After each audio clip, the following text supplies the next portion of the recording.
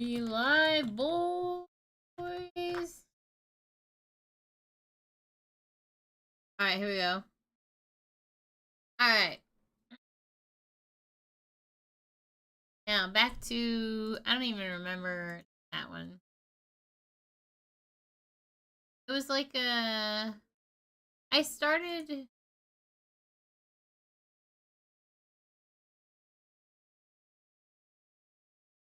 Okay, so this...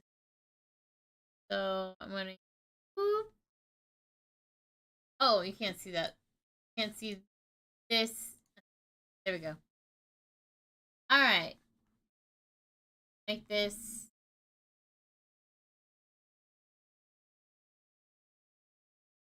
Go to chat.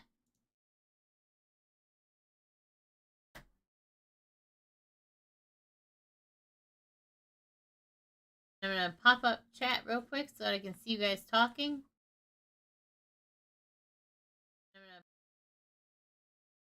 There we go. Yeah, it's not the same. I'm actually, what I'm doing this time, I'm redecorating. Sorry, the stream got canceled because I accidentally exited out of Streamlabs. But I'm redecorating Shady's scenes. Because he needs it. So I need like an animated... audio responses stuff is really cool. If I could find that, that'd be great. Like, hold on. Show you some audio responsive stuff here.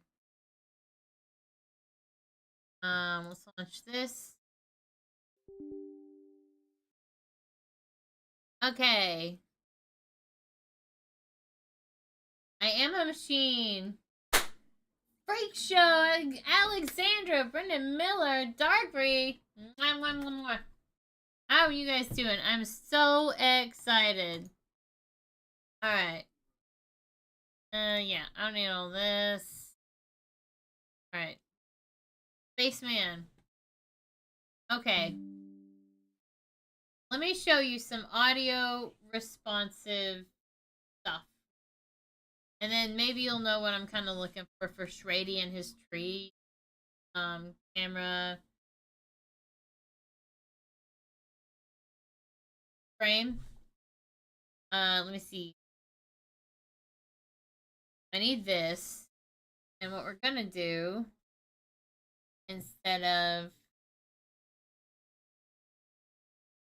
that, don't judge what's on the desktop. Let's just appreciate this. Now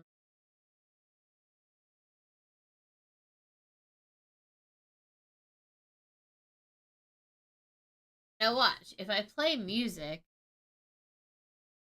I don't even know. Let me actually look for YouTube's copyright music because I don't really want to get struck down by the YouTube gods. Let's go to YouTube Studio. We'll see if it plays. I don't know if it plays with this kind of music. Audio library. Okay, so let's just play the first one.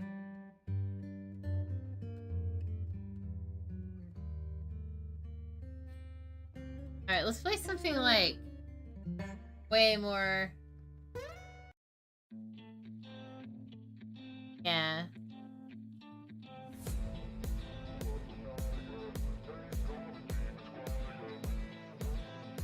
Yeah.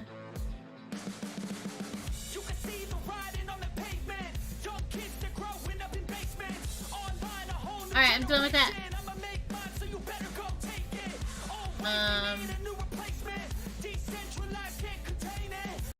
But do you see, like, the way it reacts to the music? No, I have not slept. Of course not. Why would I ever sleep? I haven't slept in days. So, what's happening here? Oh, no, I popped out chat. That's why. But yeah. So I haven't slept. But... Oh, fuck. Stop. How do I fucking move this shit? Oh my god. Here we go. Sorry, I really need to set up. I fucked up the setup. Yeah, it would be cool to have minimal audio. What I really want, right? I want a carved tree. Shrady has always been big on that stuff. Let me pull up. Stream it.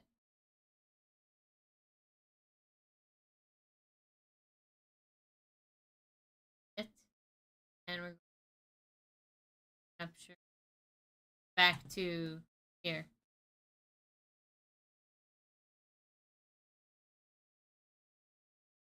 With this. All right. I am gonna out of. All right. So I want an animated frame. Oh, it was just a. It's just a animated. Like I didn't actually make that wallpaper. There's a wallpaper engine called Wallpaper. Well, it's a wall. It's called Wallpaper Engine, and they have like they're $10, and they have a shitload of wallpapers. You me, the audio responsive ones really kick. So I'm looking for that. Oops.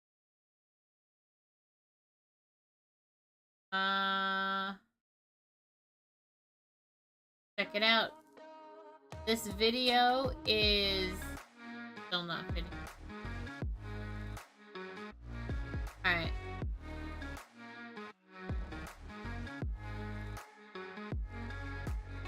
Okay, so this is by Gale Level. He actually knows a bunch about Streamlabs. If you want to learn about Streamlabs OBS, Gale Level.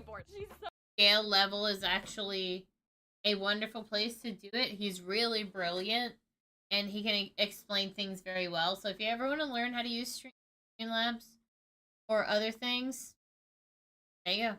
And you're right, sleep is for the weak. It is 7:20 a.m. where I'm at. I'm not gonna stop streaming for a while now. This is actually her name. I think is Lil Simsy. She's a famous sim creator. She got too famous, and you know how. So beautiful. I'm so excited. Audio spectrum visualizers. What is it? It's that little thing that basically reacts to music. Can you display them on your live stream? Yes, you can. You can actually have software or plugins that will react to the music that you can add to your overlay for a little bit of, you know, to make it a little spicy. I haven't tried it yet. We're gonna try it, but I wanted to add that little extra guy level sauce. And what I mean by that is instead of just blatantly just slapping it on an overlay, I wanted to make a camera overlay that would integrate the audio visualizer in it, which technically should be something simple to achieve once you have the actual visualizer on your stream. But two things before we start. Shout out to Elvin Carey for tweeting my latest video. Always appreciated. Owned is your one-stop shop for customizable your subscriber emote mail as me.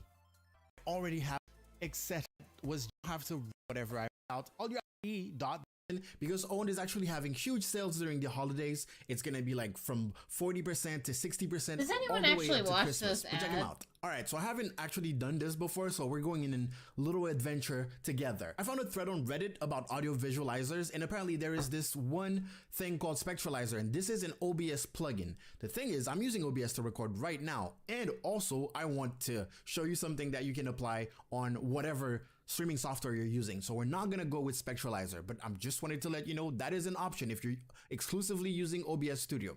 What we're gonna do instead of using a plugin for OBS Studio, we're gonna use a program that is its own audio visualization program so that we can just window capture. And apparently we have two main choices, vsxu.com, which looks great. There's a lot of, you know, there's a lot of options. And then there's Plane 9, which seems to be like the simplest one to get. So we're gonna use Plane 9, okay? So I'm gonna click on download and that's gonna be where I wanna put it. Let's drop it wherever. Okay, I'm gonna turn off my camera just so to make sure that I don't mess up anything and I don't block anything with my face. All right, Plane 9 is currently downloaded. We're gonna click on it. All right, click next to continue. License agreement, agree. Set as default screensaver. I don't want that. I don't even think I want the screensaver. I'm not sure. Studio helps in creation of videos. I don't think I want that. All right, hopefully I'm not making a mistake. Let's just keep this.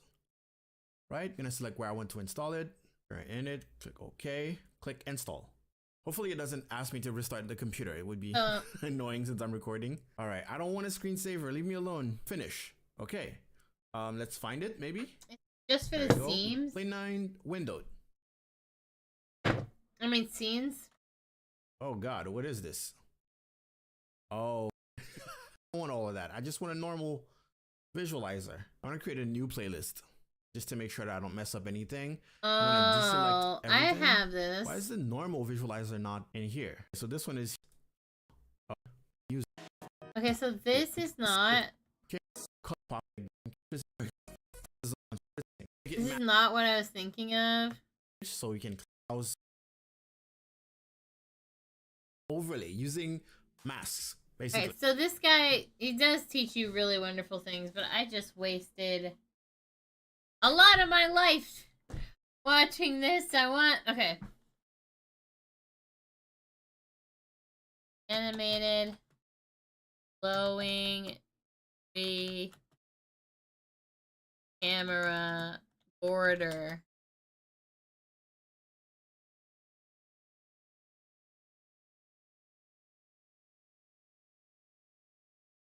Uh, 2 minutes. RGB. I don't care. You know what? Maybe this might actually teach me something. Looking for royalty-free music? Discover Epidemic Sound. Like, that's the Get thing. the Right? safest music subscription. You always gotta start off with the basics. That's kind of how I learned to use Blender and Unreal, is just like starting off with the basics and watching a bunch of educational.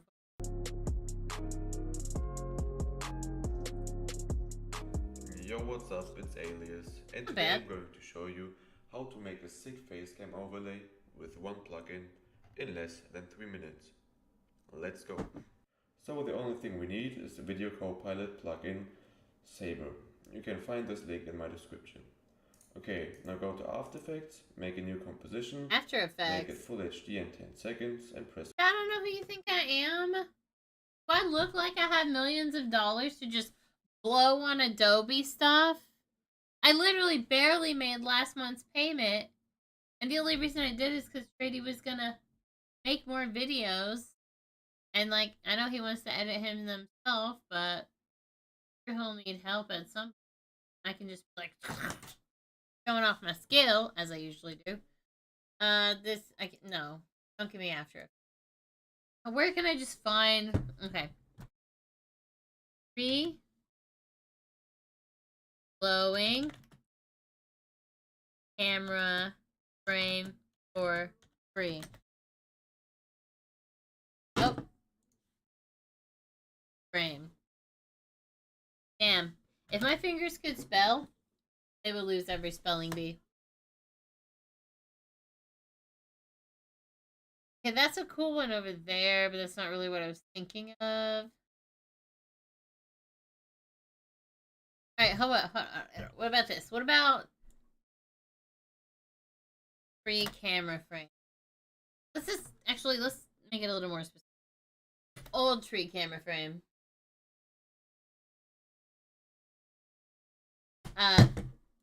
Streamlabs.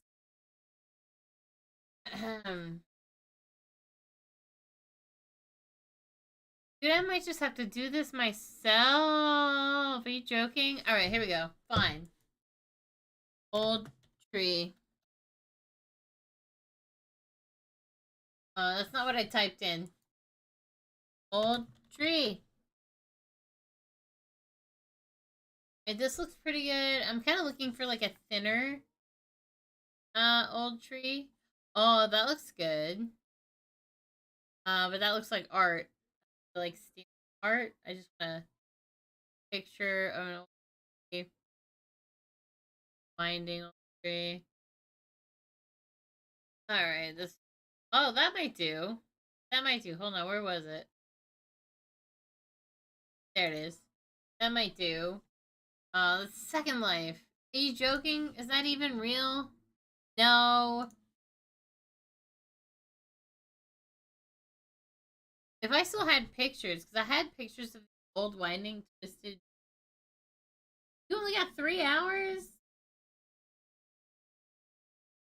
Yeah, right. Like, okay, so here's how I feel about sleep. if you're not gonna get much sleep, and this might be awful fucking advice, especially for mental health issues myself, but if you're only gonna get 3 hours of sleep, dust that shit off. Just be like, nah, I'm not gonna do that. That's why I always make sure I have loads of coffee in the house. Sometimes I sleep like a brick. That has happened. But sometimes I don't sleep at all for days at a time. And that's just part of being bipolar.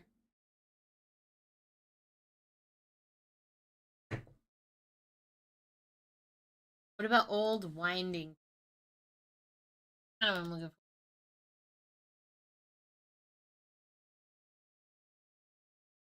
for. Okay. I wish there was like a full image though of like an actual full. A lot of these are just like really close up shots. And I'm looking for a shot that's kind of further away so I can get the whole shot.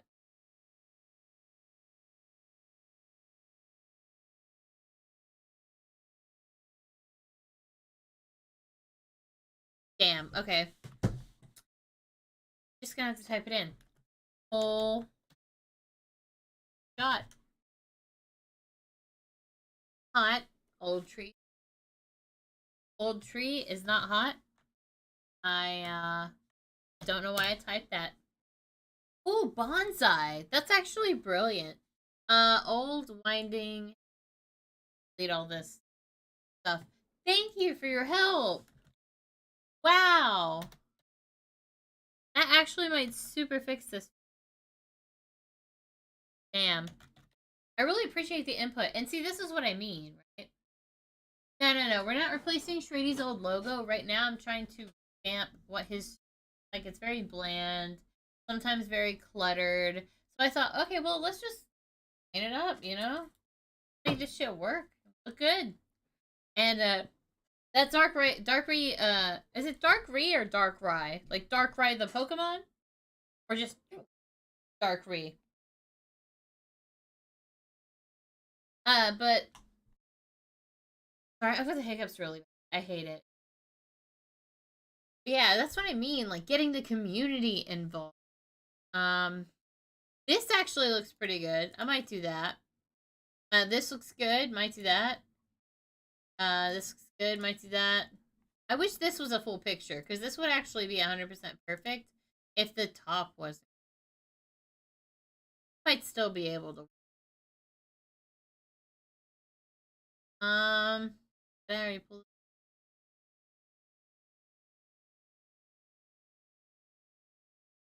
Here's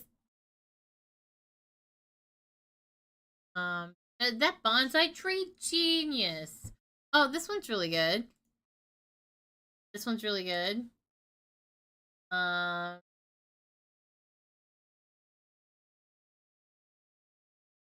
no, go back. What are you doing? This one's really good. Licensable. This one is really good. That. It's gonna have like a green kind of glow around it. I might have to edit in like a little. Inspired by the Pokemon and the Scratchy logo. True. Could do that, but that's not really his thing. Like, willow trees are actually really good too. That might work. I'm gonna look through those as well. But I think I was more thinking of like an older twisted tree.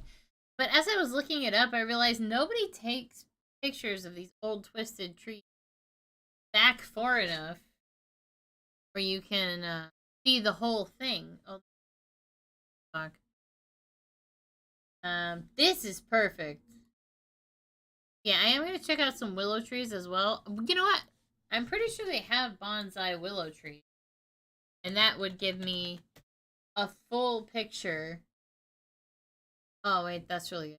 That's actually really good. It's also about... Right, I'm gonna have to crop this myself. Oh, this is really good. Alright. Okay.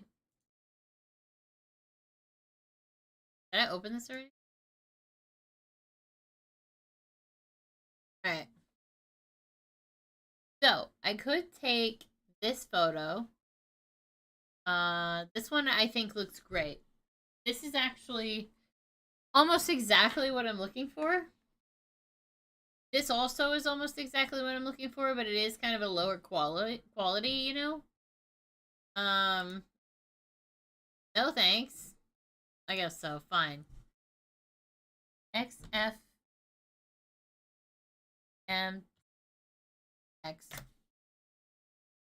Right, this one looks great. So far, these are the, not this one. These are the two that I like the most. Damn. Perfect. Alright. This one could work. Actually, I think that could really work. This one, not so much. Okay. This one, I would definitely have to work. I don't want to. This one could actually go over the corner. That would look. And this one looks really. So what I'm gonna do is hold a poll for those in chat right now. Oh, I can't hold a poll. Hold on. Let me pull you up through Shrady's.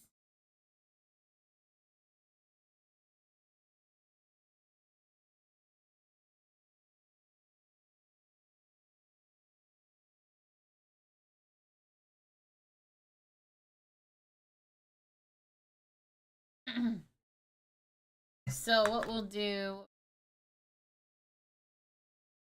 Oh yeah, I need to get the chat back, but from Shrady's account. So that way I can make a poll. Take me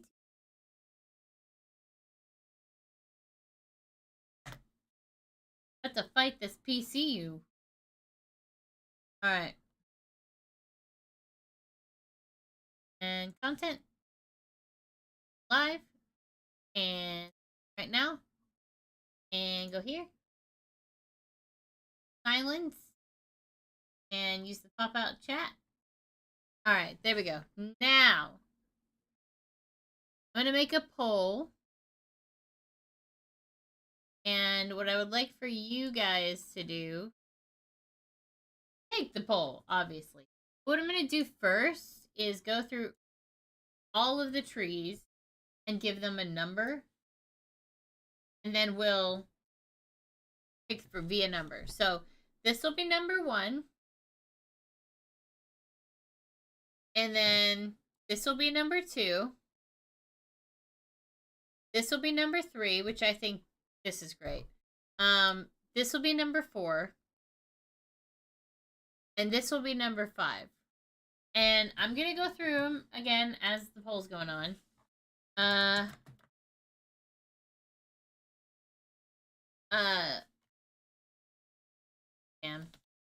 I spelled. Alright, so. 1. No, that's not it. This is 1.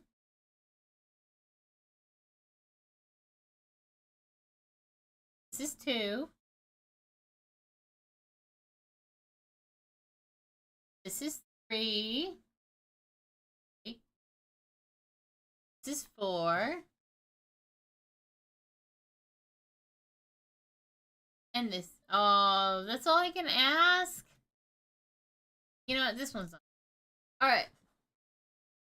So, I'm going to go through the trees again as the poll is up. This is 1. This is 2. This is 3. And this is 4.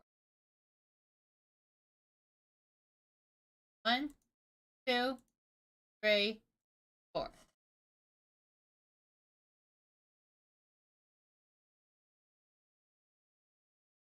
Might go through them again in a minute. Everyone gets their votes in. Dude, Darkry, this bonsai idea, brilliant. And the willow thing, also brilliant. The willow thing was Brendan's idea. I just want to make that clear. Alright. So 1, 2, 3, 4. Thought I'd go through those again in case yes.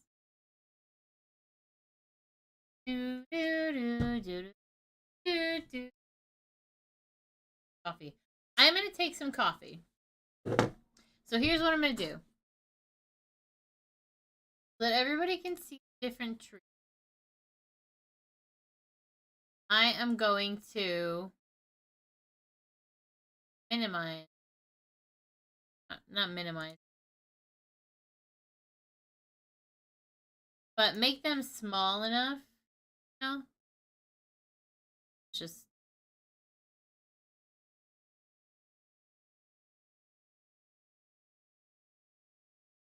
Okay. And then this one. Alright.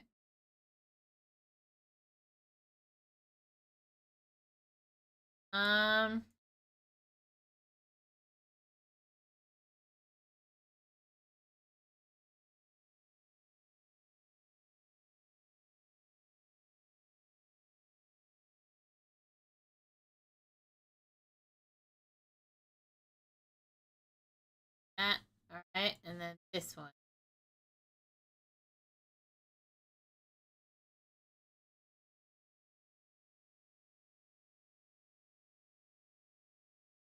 Alright. That in.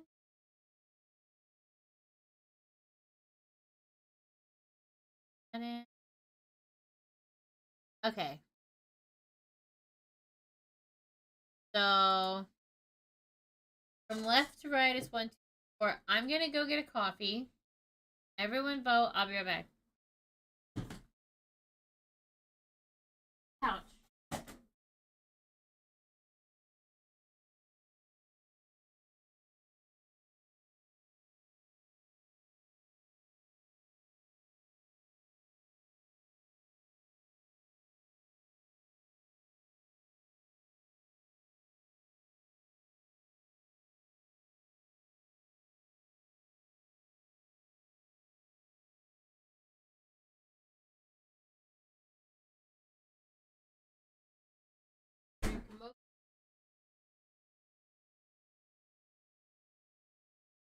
Alright.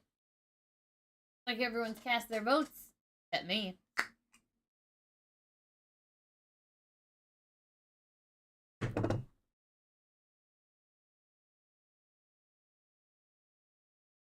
I'm gonna vote.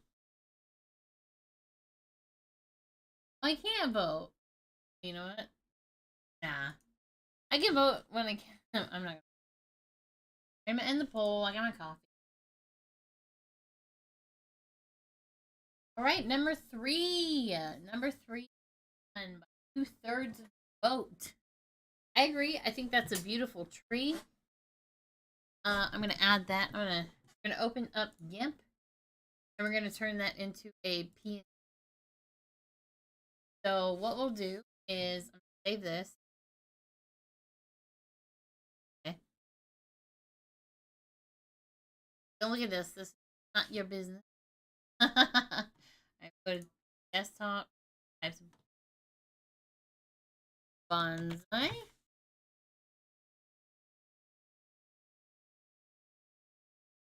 All right. Here is one part.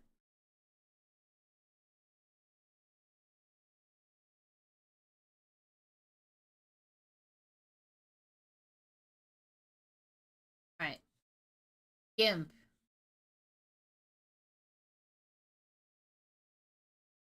This can actually stretch to the no person.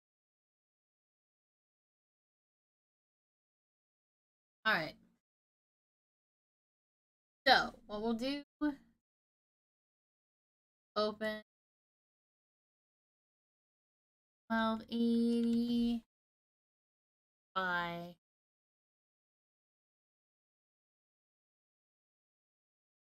and then we will add the alpha channel. Jesus Christ, I hate the keyboard. Get where the fine. Nope. Delete. I have a totally button is it? Okay. File will open. Go to desktop and bonsai.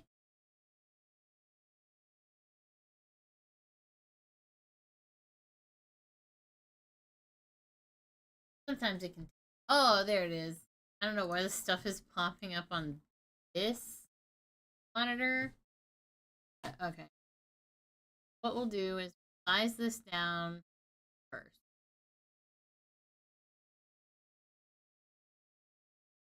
And then, of course, we'll have. Wait, you know. Fuzzy select.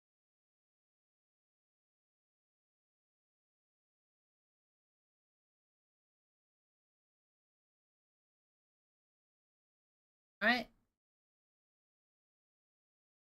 Okay. That'll get rid of the majority of what. It might be getting choppy. Hold on, let me get closer. I don't know what the hell. Shrady decided to mess with my audio settings. So that was upsetting. But what are you gonna do when you share a mic? Even though we don't have to share a mic, he has his own mic. But we have to share a computer, so. Alright. Now before I clip off these. Yeah, you know, I'm actually going to go Alpha 2 selection. We're gonna shrink by 1. Okay. Invert, and we're gonna delete. Okay. And a lot of the one singular pixels on the outside of this are gone. Of course, the ones between are still there because we only covered. Actually, you know, we only covered the outside of the tree. So.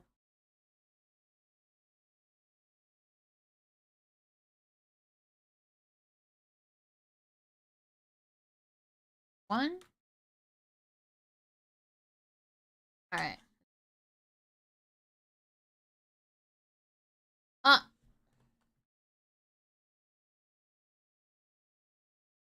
you joking? Alright, now we're gonna actually convert that. Delete that to high heaven. I really would like to just do that the whole. I feel like that's a lot faster.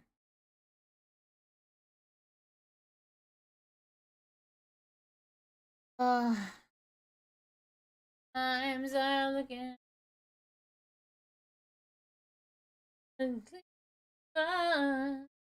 What? So you can still. What you can still.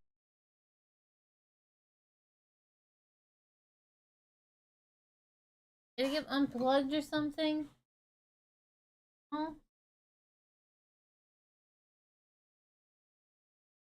Things looking good. I don't know. Maybe it's the signal in your area, because that can happen too. Alright.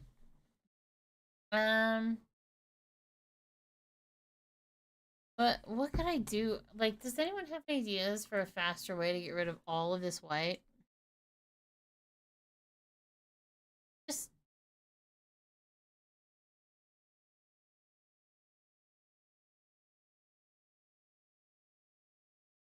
Not. Oh.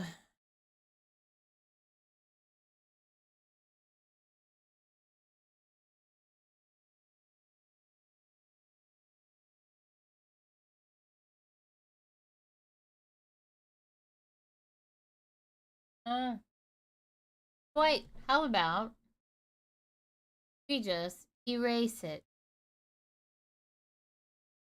So let's. You know what? Actually, while I'm working on this over here, watch a YouTube. and react to it. You guys have any recommendations?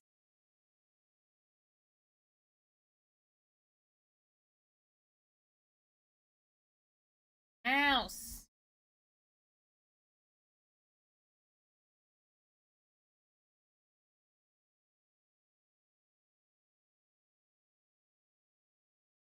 YouTube. No one wants to sit here and watch me turn this into a PNG. So let's watch you, Jacob Sharp.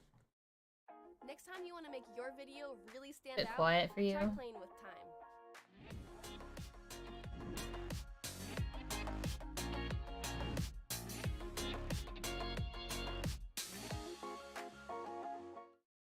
Hey there, what are you Damn, up I to could've today? skipped it. Well, today is my day off and I am going to be thoroughly enjoying a cannabis-infused edible by Mood.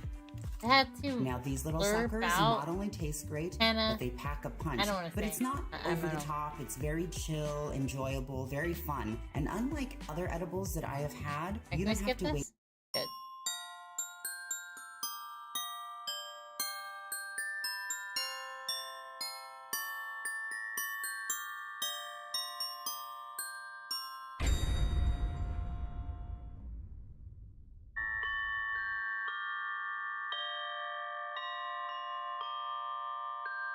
Dude, I love Christmas.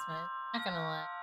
Halloween, Christmas. You guys know what I'm talking about? Hey, how are ya? And welcome back to another YouTube video. My name is Jacob Andrew Sharp, and gang, we've got a doozy of a video for you. And when it's Nuggets. a doozy of a video, that means we got nuggets in here. Oh yeah. But Jacob, what are nuggets? Everyone knows that nuggets are blah blah blah blah blah blah.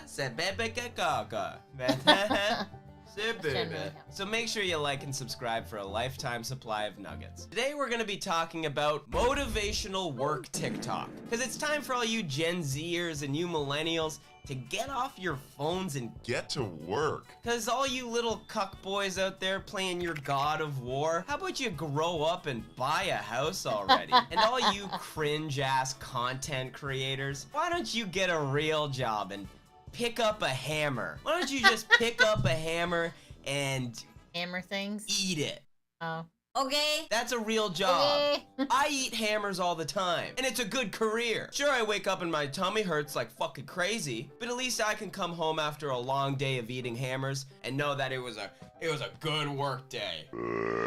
You know what I'm talking about? You ever see these idiots? You know these white dudes with a microphone and a podcast, and they're trying so hard to appease like conservative boomers, just so everyone's dad can look at the video and be like, looks like not all of the younger generation is that bad, I guess. It's so funny to me. I was watching a video the other day, and I found out that actually Ben Shapiro is Jewish. He's like encouraging. So, I mean, what do you do? If I were Ben Shapiro, I would maybe stop. You know what I mean? Like, I think the guy's actually really funny. Like, he's not funny, but the memes of him are very funny. And he's actually, you know, I feel like if he actually listened to criticism, he is the guy that could learn from it. It's just the issue that he thinks he's the smartest dude in the room, and he's like a debate bro. Sorry, I just had to go off. Yes, at least some of these guys are actually working hard. Alrighty, back to Facebook. And today's motivational speaker is none other than Matt Graham. Matt Graham has almost 300,000 The hell is followers that? on TikTok. He's just trying to make you better and himself better, okay? Sure. And what better way to fix yourself than course. through TikTok? Yeah, if you want the kids to work harder, get on their For You page. That'll show them. My favorite thing that he promotes, if you aren't happy with your life, simply just be better and be motivated. That's kind of it. You know exactly what you need to do. Stop pretending like you don't know. Most of you already know what problems you need to solve in your life. You already know what direction you want to go in. You just need to do it. Well, I don't really have motivation.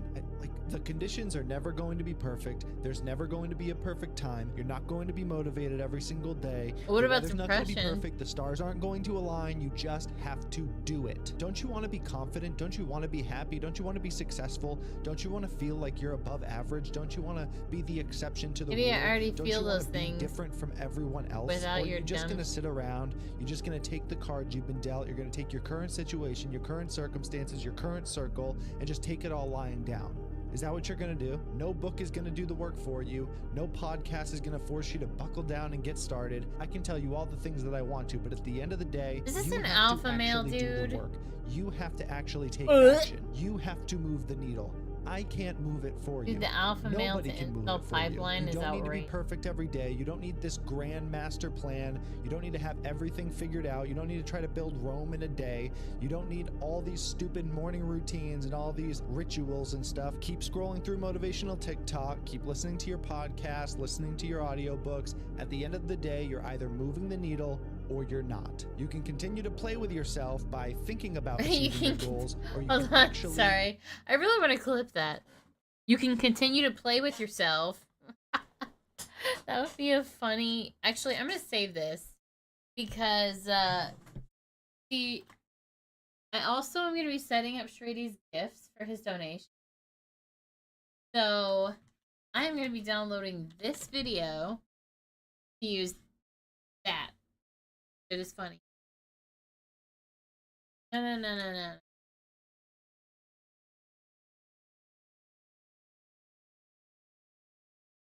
Alright. I think... Is it this one? No. It's this one. That's this. Where is the old website?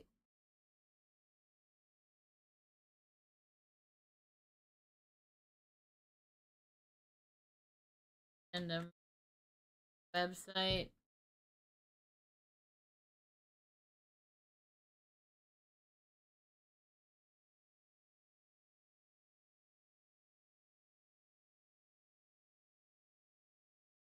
Sorry, guys. I had to download this because there's definitely a GIF in there.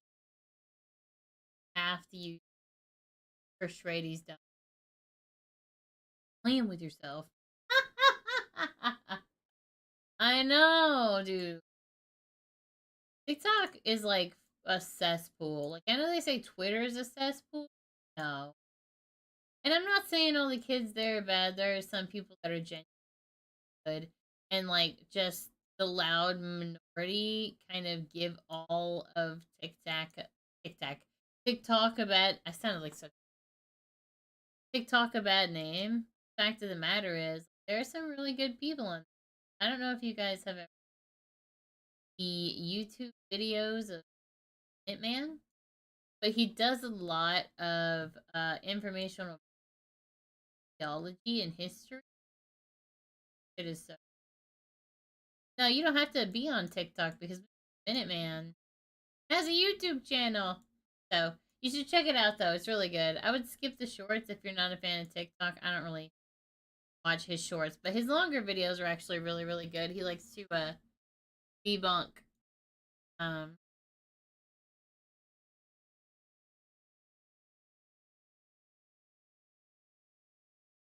was not illegal. Do it. Okay. Thanks, Matt. Yeah, just oh yeah, do keep it. scrolling through motivational TikTok. That's gonna help. But please listen to my video though. Listen This to is the my best version motivational of motivational TikTok. speaking. Hi, I couldn't help but notice that you suck. You shouldn't do that. Imagine having 2 first names and thinking that this secret to life is like working so hard your eyes start to bleed. If I don't keep working hard, I'm gonna burst into a beta cuck flame. Matt Graham. Man, Matt Graham. Might as Yeah, well the change his camera name to like freezes a Brad lot. Ryan. Just Or like have to Chad reactivate Bryan. and deactivate it. Brad Ryan, Chad Bryan. Call me a white guy on TikTok. You guys ever hop on TikTok and tell everyone to be better just so all these incels will lick your nards clean? His videos always give me Ew. the same energy of the TikToks that are like, Oh, okay, it's time to go to bed now.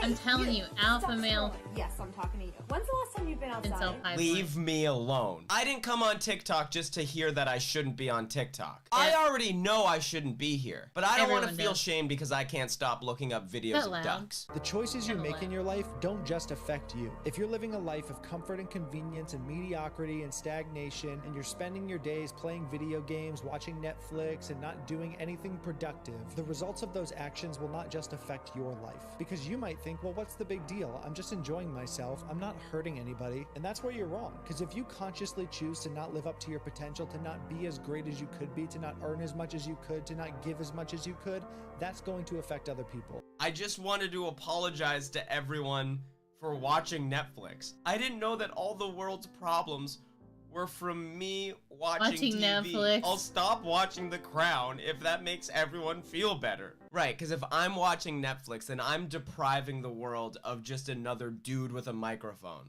Sorry, everyone. I really didn't mean to deprive you guys of sound effects like... end. That's why I don't really fuck with TV or video games, dude. I'm truly like salt of the earth. If it's not paying my bills, then I'm not interested. Anyways, back to the grind. Your days playing video games, watching Netflix, Fucking and not toxic doing anything positivity productive. bullshit If is you have so kids one rough day to and you listen can't to. afford them opportunities that are going to make them a better person, that's your fault. If somebody falls ill in your family and they can't afford their medical bills and you could have been in a position to help them, but you wanted to play video games and watch Netflix instead, that is your fault. Yeah, He don't about play to video say games. it's Get to your work in fault case 'cause your everyone family you know gets got cancer. sick. Come on, guys, stop playing video games. I'd be cured by now. What if you're obese, You're right? You still can't alive. run I'm around and play currently with your kids. You can't play just the games they're playing. You can't keep fixing up up with them. some How's that stuff going to affect their on life? Imagine the Shrady's childhood they arms could have had because if their his, father or their mother was able to play with them. It's just not aesthetically Oh, he's pleasing. fatphobic. Well, I love that he mentioned Screaming. like parents not playing Yeah, no, with their yeah, kids. for real. Their father or their We're mother still, was able to play we're with them. still. Hey, Matt, are you mad? You said, are you still alive? Nah, bro.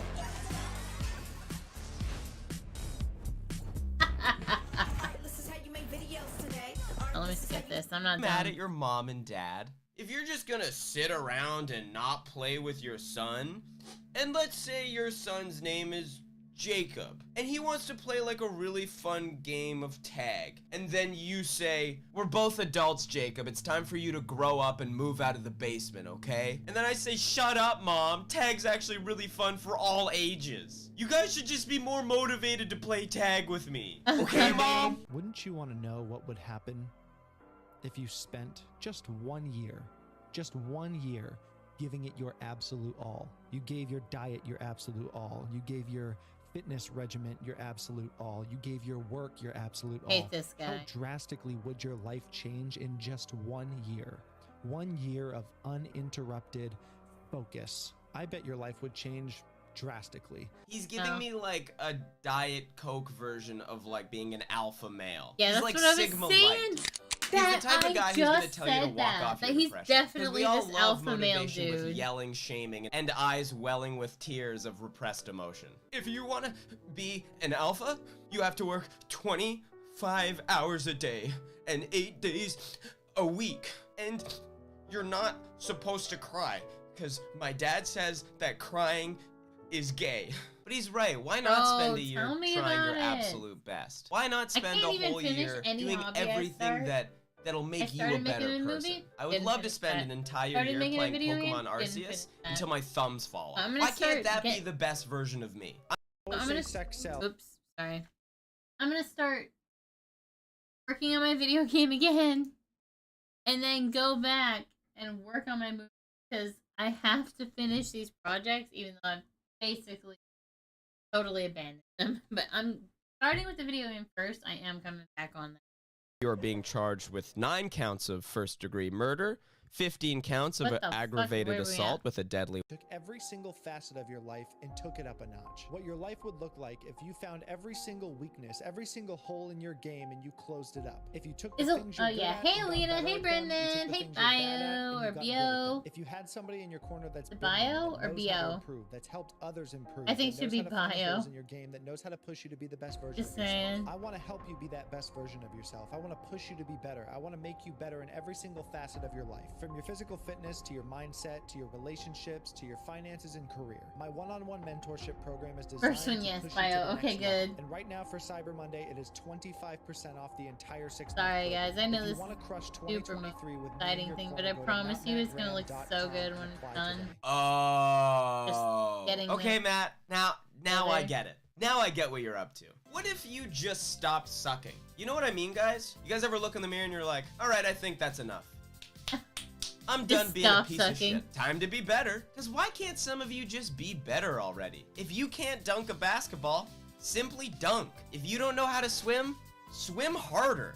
And if you don't have money, just go out there and simply have money. I believe you can stop being a worthless piece of shit. And you I know got how it. you can improve your life? By signing up for my mentorship and giving me money. I've Put your got credit card down. That'll fucking fix so everything. much Never right fucking stuff. apologize. Well, unless you do something wrong, then for sure apologize. Don't apologize unless you suck. If you're my mom and my dad and you don't play with me, then you should apologize, actually. If you truly believe in your heart that you're Actually, doing the right thing and you're standing for your values and you're standing for your beliefs, as long as you're being respectful about it, you should never apologize. I don't care who's in the room. I don't care what their beliefs are. I don't care what level of authority they have. You should always stand up for your values. Sure, I love the idea of being proud of who you are and sticking by your morals and your ethics, but I feel like being unapologetic doesn't really work. Like, that's not gonna stand up in court. Order in the court. Mr. Sharp, you are being charged with 9 counts of first-degree murder, 15 counts of aggravated assault with a deadly weapon, 2 counts of hit and run, resisting arrest, and calling your mom a bitch. What do you have to say for yourself? Well, Your Honor, in my defense, I don't care what you think. I rest my case. I think too many men don't have a backbone. They don't say what they think. They don't stand up for their values. They cower when somebody disagrees with them. If you truly believe in your values, if you truly believe in your moral code, you should be standing up for that. You should be defending that no matter the cost, even if you're afraid to do it. As the saying goes, you should always speak the truth, even if your voice shakes. I don't think it's a men thing. I think too many men don't have a backbone. Have you met most men? Most men Guys, have help no me. problem arguing anything at Men in the chat. If there are any cis white men in the chat, please explain to me. Do you agree with this guy? I would like to know. I see a couple of okay points, but other than that, he's trash. I know the emotional guitar songs in the background are cracking me up. They do not fit the mood, bro.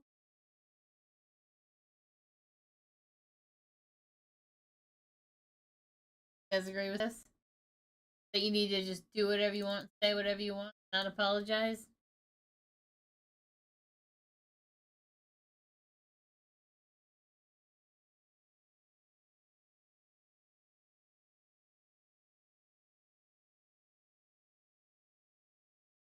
Yeah, I might check that out. I feel like I'm going to be making this file. Sucks, but I have to make it from scratch. That's just how it be.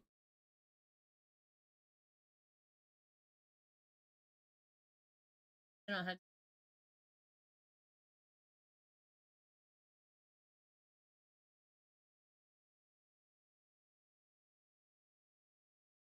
I don't even think we have any.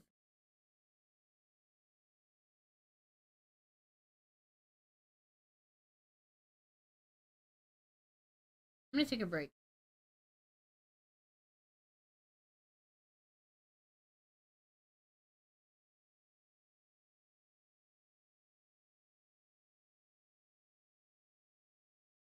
I'm going to open.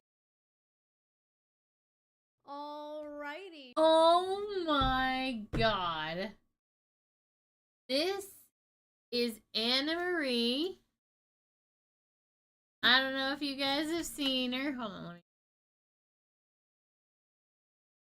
Yeah. Alrighty. Well, Why is she not? Go. Alright, fine. Damn. I need to get to my chat.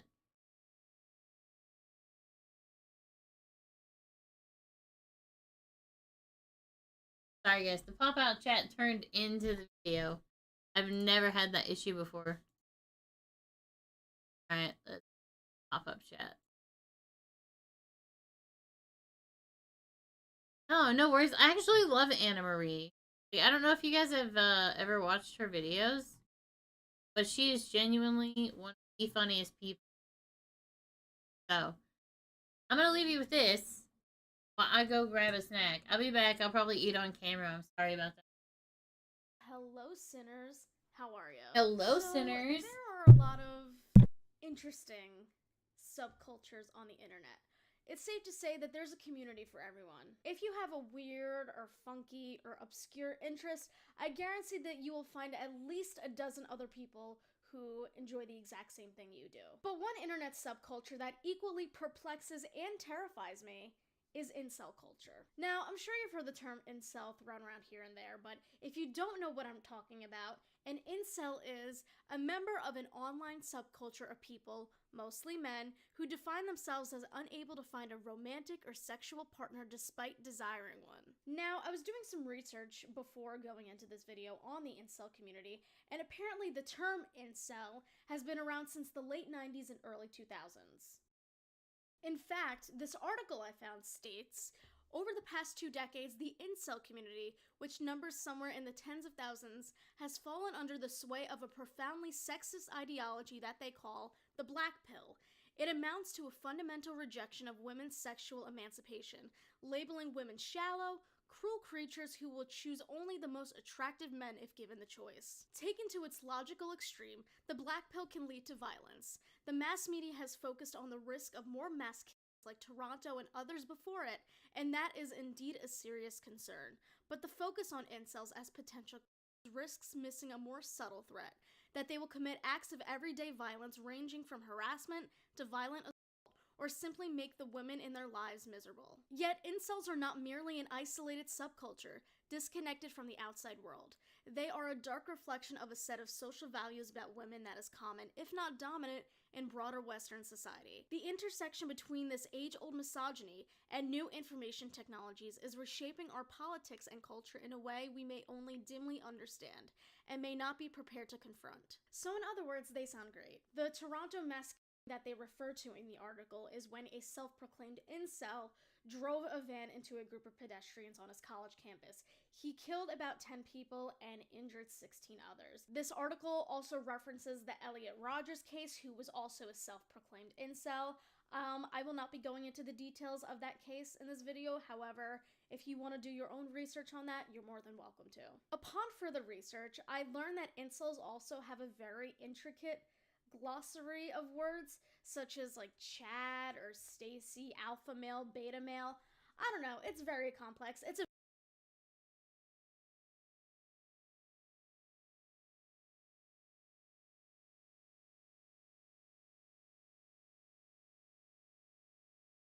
very dark and twisted internet rabbit hole to go down. Would not recommend. And this brings us to the video we'll be reacting to today.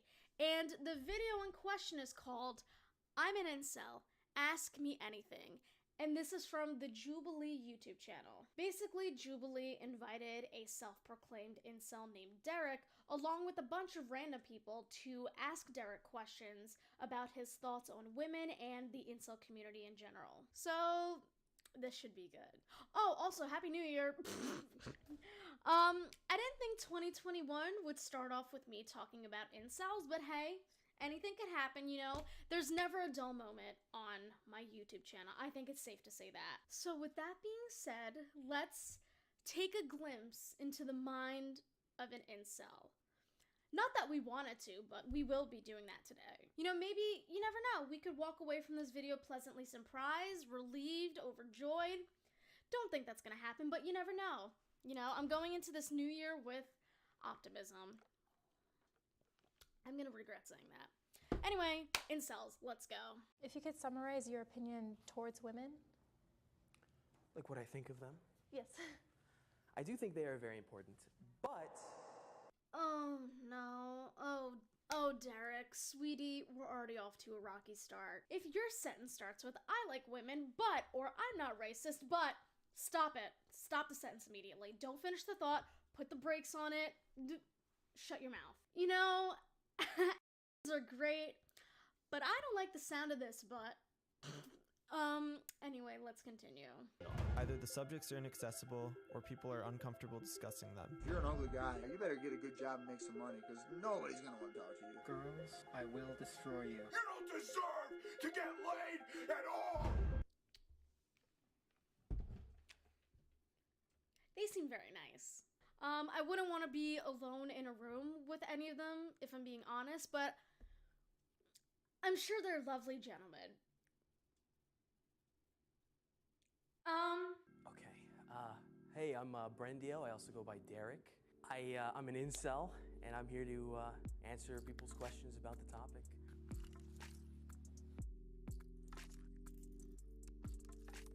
I appreciate the smooth jazz in the background to like kind of break the tension, break the awkwardness up a little bit. Good call, Jubilee. Good call. So you're an incel? Yes. Why would you ever sign up to do this? I suppose I would want to give more of a positive light on this community, which is a very negative light upon it. Okay. And do you think that's a good thing? Yes. Why is that? Because a lot of the boys in this community aren't bad people. But you acknowledge that a good handful of them are, right? Not a good handful, I'd say a small handful. I don't know if I'd call a large group of mainly men who hate women and blame them for their own shortcomings as good people, but you do you, I guess, Derek. We'll have to agree to disagree. For now. Who hurt you, or what happened? What event sort of catalyzed this way of thinking and you getting into this kind of research? Society. Oh my god, her face at the end of this clip. You can tell she's already done with the internet. We live in a society with the fucking Joker Derek mask on and everything. Blaming everybody except himself for partaking in the incel community. Buddy, you gotta take responsibility for your own life. You ultimately made that choice to become an incel and join this community. Don't blame us, baby. That's you. That is you. No. That's great and all, but this question is shortly followed up with this. If a woman was elected as president of the United States, how would you react? I don't know. It probably would depend on the woman. I probably wouldn't be supportive of it, honestly, but He's definitely the kind of guy that's like, women are so dramatic. They'll be PMSing on their period. Hit the nuke button. Meanwhile, who have been some of the most traumatic historical figures? Men. Let's use King Henry VIII as an example. He would divorce his wife and marry someone else every time he had a daughter. That's pretty dramatic if you ask me. Why do you say that, if you don't mind me asking? I do think that, men should be the leaders and women should be the caregivers and the loving, supporting, and the teachers in some cases. Oh, Derek, honey, this isn't the 1800s, okay? Women don't have to do and neither do men. Now, if a woman voluntarily wants to be the homemaker or the caregiver, then that's her choice. As long as everyone in the relationship is cool with that dynamic, then that's great. Do what you want to do. But forcing women into this box of being a caretaker or a homemaker, teacher, whatever, it's archaic, it's old news, okay? Women are just as capable of holding positions of power just like men. Women of color, just women in general, have been oppressed by certain systems and other oppressed communities, especially the LGBTQ+, all those don't really fit with the spectrum that incels or you have been talking about. So why do you think your method Exactly. Thank you. That's actually a really good question that she brought up. So, Derek, you better watch yourself here. Can I say something? I probably wouldn't view the things that you might view Hold as up. depression. I want to say something. Did I? Jenny! Welcome to the stream, Jenny! How are you? We're talking about incels. And this guy was all talking about how he doesn't support women in power. Oh, but what I was going to say, what I paused this for, is, I don't know where I went. Is, did I tell you guys about the time I was stalked by an incel?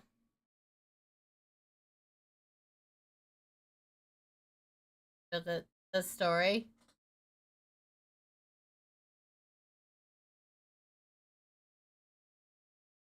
Okay. Now I want to make this into a full box.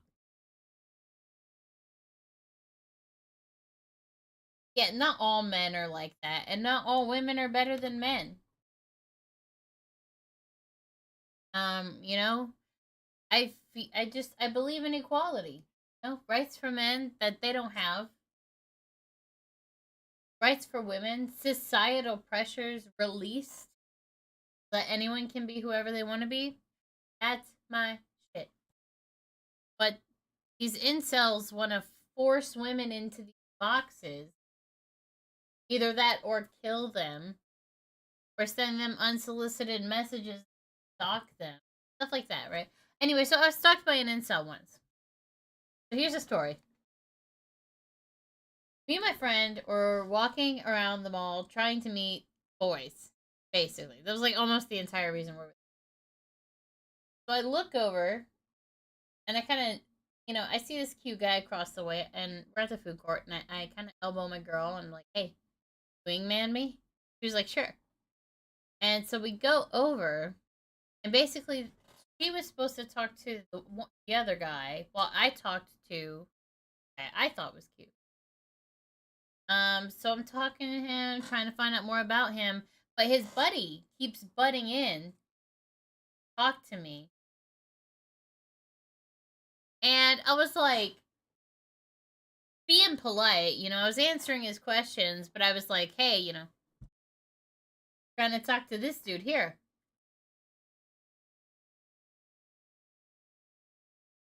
So I get the guy's number.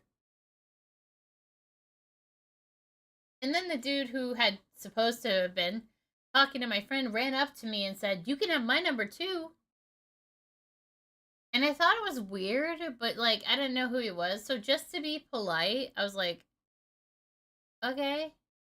And I put both of their numbers in my phone. So I go home, and after a couple of calls, I can't get a hold of the guy that I like. So I called the friend he was with. And I'm talking to him.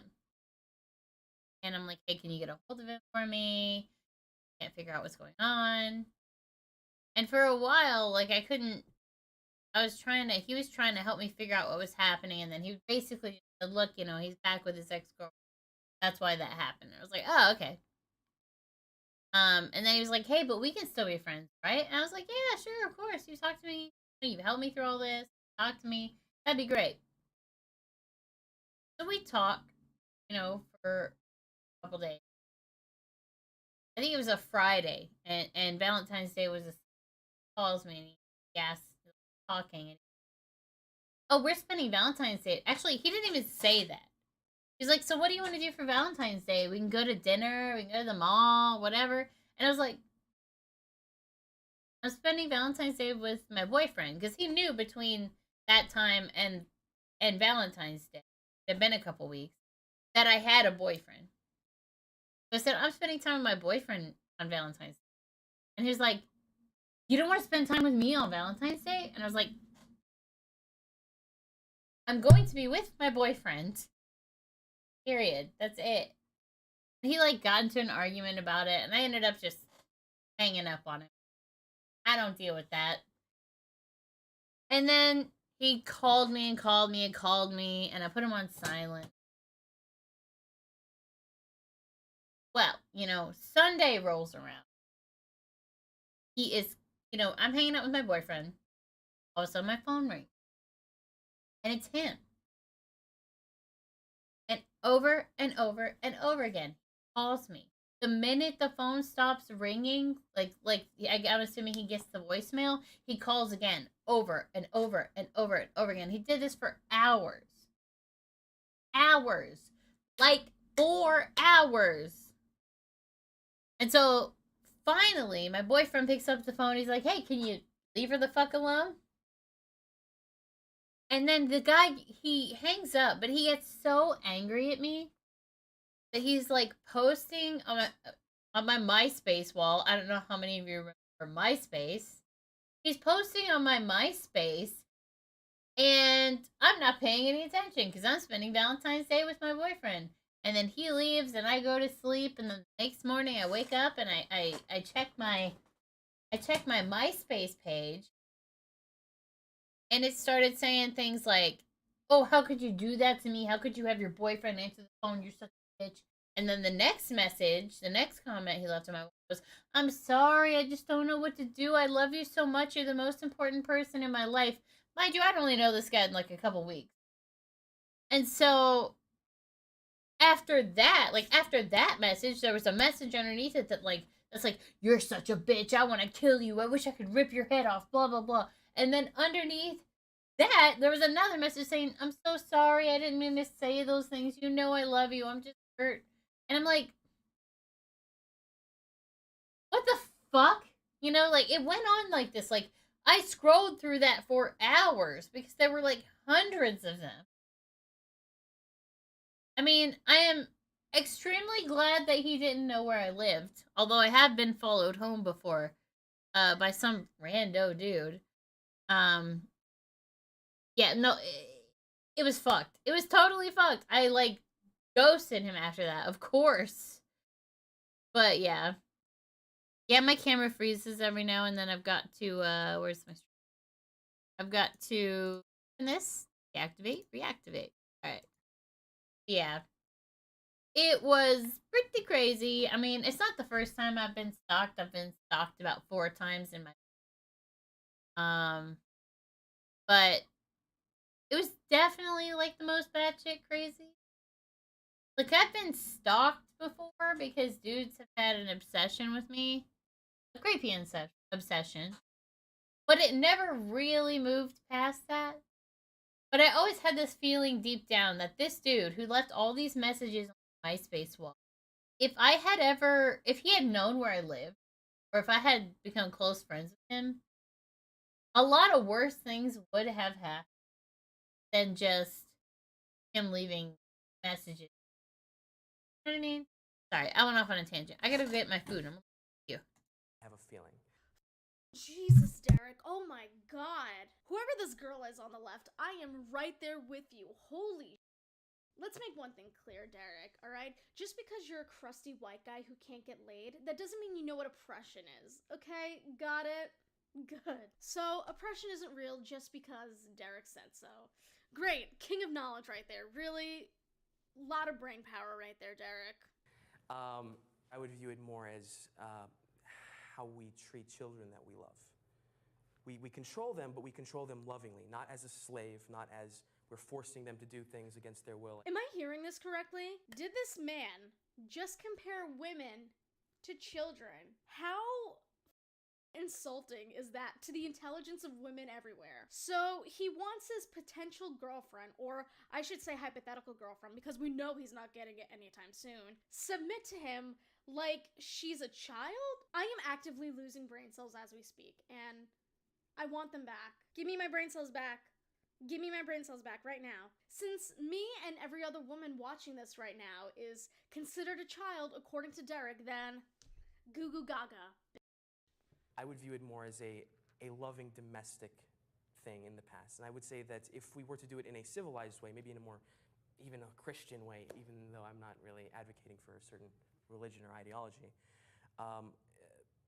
I would assume that women would probably be happier. In what world would a woman be happy with that setup? Can someone fill me in on what alternate dimension that would be so me and every other woman in the world could avoid going there? You can tell this is the longest that Derek has talked to a woman in his life just based on the utter that's coming out of his mouth. And I wouldn't just assume that blindly, I would assume that based on the data that I have seen.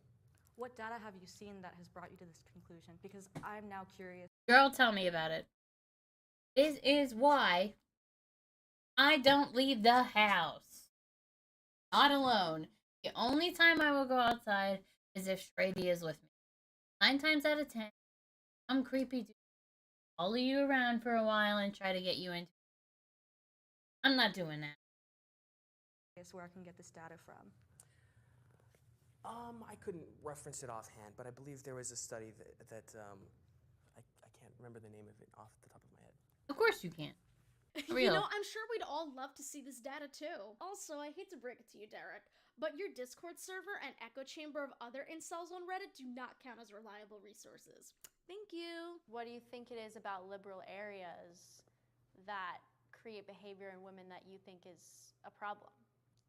Promiscuity leads to Oh my, God. god. Me and her had the exact same Ugh. reaction just now. Oh, God forbid a woman wants to get her I know we cheeks had the clapped. same Jesus, that's reaction. such a Goddamn. crime. People like him just don't want women to have fun if they so choose. We just had this discussion about purity culture and how bad it is in my last video, and I just want to say again, it's old, it's done. Let's put purity culture in the past, please. Oh my God. You're giving me agita, Derek. I'm being real with you. promiscuity leads to increased standards in more primitive aspects such as looks, and that typically makes it harder for some people to find a relationship, including sometimes good-looking people.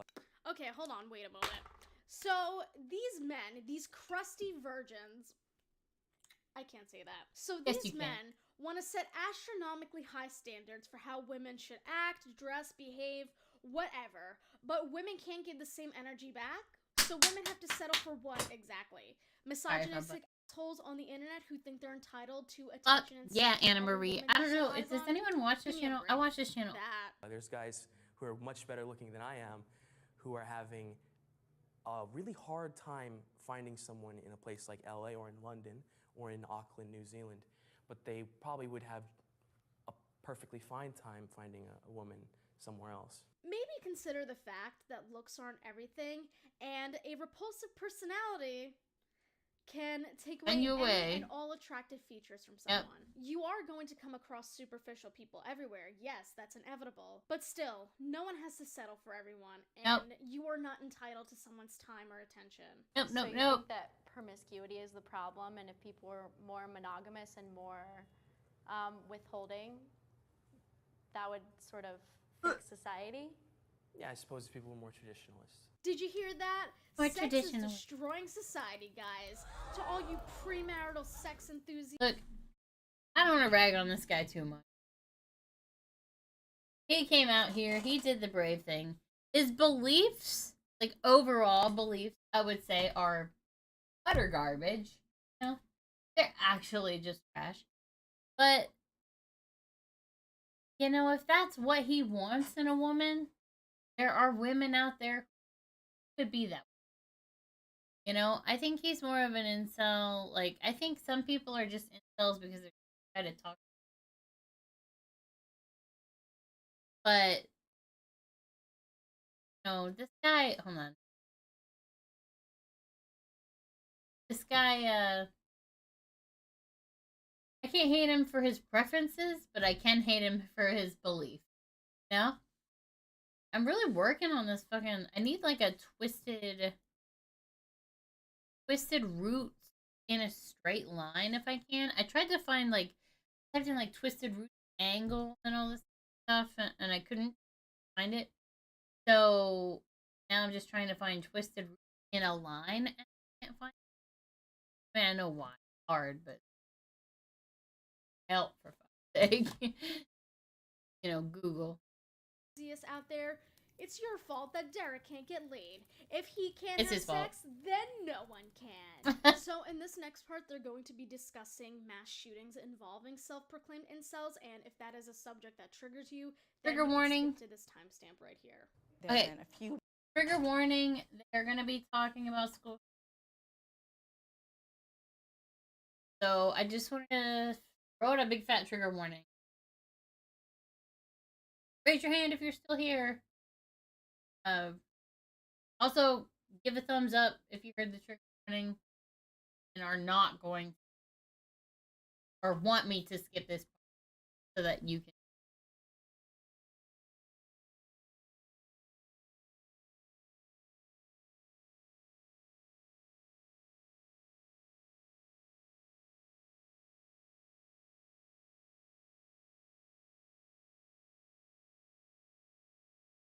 You're here? Okay. Are you fine with listening to the stuff, or do you need me to skip that bit?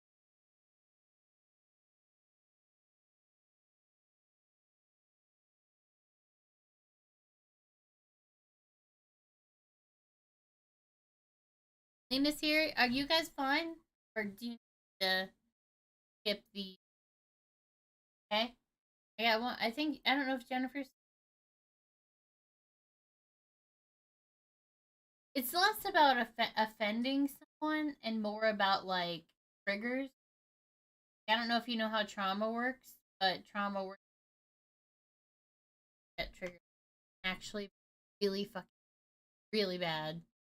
So it's been, you know. Alright, Jenny, are you okay with these things that are about to talk about, or do you?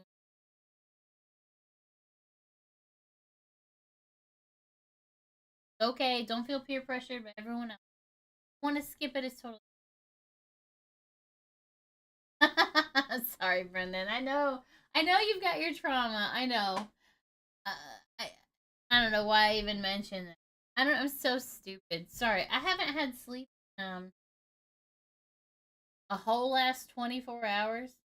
My brain is mush. I'm dumb. I'm very sorry for asking that question. It was extremely insensitive. I'm sorry. I'm so fucking.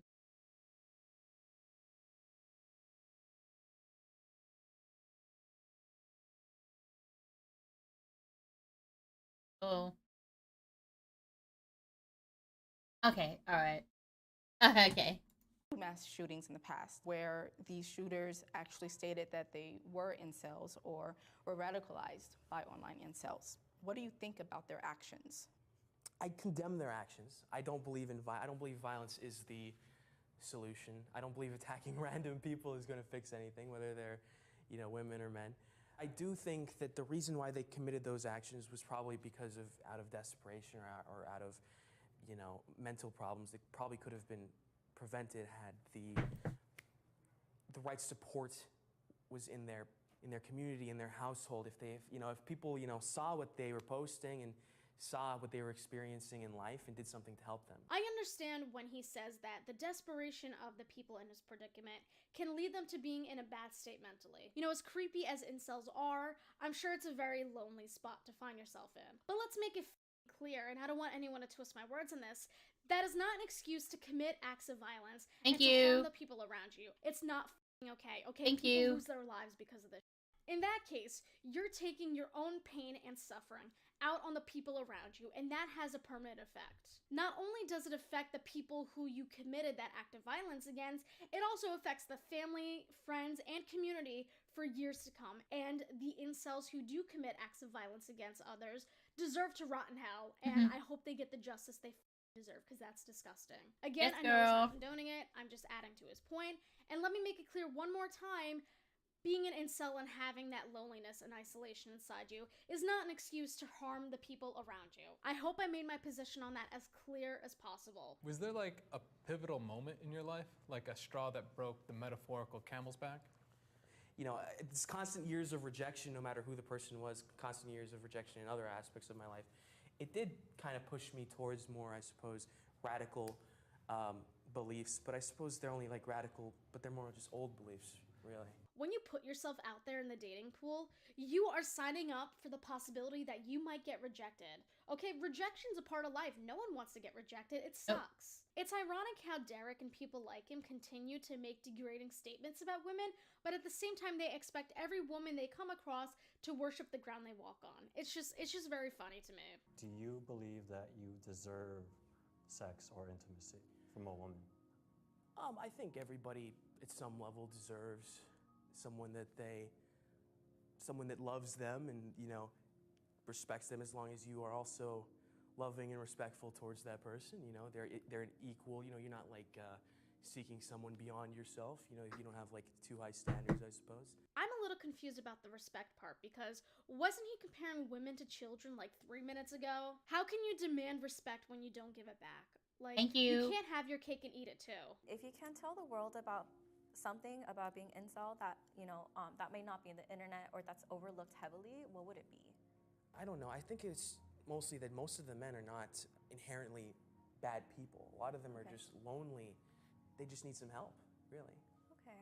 I do agree with that. Like I mentioned earlier, Being an incel must be a very lonely and isolating spot to be in. But at the end of the day, you're responsible for your choices and your reactions to the world. If hating women and subscribing to a misogynistic ideology is your go-to response after you've been rejected by a couple women throughout your life, then you need to do some self-reflection. Yep. I saw Go this to quote on Twitter therapy. a while back, so I can't take credit for this statement, but basically, to paraphrase what this person said, your trauma isn't your fault, but it's your responsibility to heal and grow from it. You can't blame him for being sad about being rejected throughout the years. However, it's his responsibility at the end of the day to deal with those feelings in a healthy way. You don't want to be an incel? No.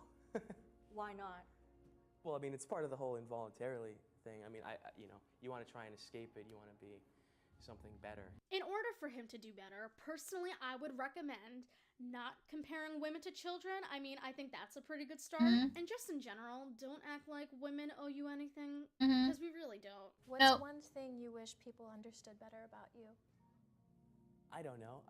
I guess I wish people would recognize how much effort I'm trying, I suppose. Like, you know, I'm working out typically daily. I've lost over 100 pounds. I'm out there job hunting actively. I don't think people recognize how much effort the incels in general try to put into bettering themselves. Listen, losing that much weight is a very great accomplishment. Congrats to you, Derek. Even if you say that you're trying to make yourselves better, your movement is still breeding contempt for the women around you. Your community is projecting their problems onto women, and not only is that very childish, that's also very dangerous. Dylan. You know, people don't recognize their effort. They just assume that they're all like lazy and sad and angry at women and just giving up and A lot of them are. things of that nature, I suppose. I mean, I think it's safe to say that a lot of incels do have anger towards women. I mean, you're subscribing to radical misogynistic ideas that sometimes can and do promote violence against the group of people you supposedly want to date. So you do have hope. Yeah, I have hope, yeah. I'm a very hopeful person, I suppose. I won't lie, this went a lot differently than I thought it would. I thought we'd be yelling at each other, you know? It was nice to meet you. It was nice to meet you too. Thank you so much. This video ended a lot differently than I thought it was going to, but I think what we can take away from this video is that it's important to address your pain and trauma so that you don't project it onto others. And that seems like the basis of what the incel community is. To be honest, I was feeling a very little tiny sliver bit of sympathy for Derek until I found out this next piece of information. So this video was uploaded in November 2019, and in 2020, Derek actually got into a long-distance relationship with a girl from Australia. They broke up in September, and in retaliation, Derek leaked his ex's nudes and threatened to kill himself. He didn't go through with it though. He made an update on his YouTube channel a couple weeks ago. But yeah, Derek, revenge porn is never okay. So yeah, that's that.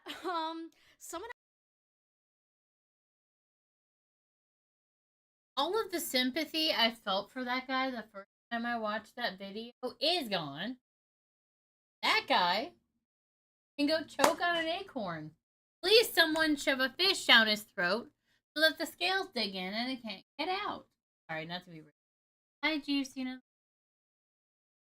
No, I don't, but that actually sounds really good. Let's watch that.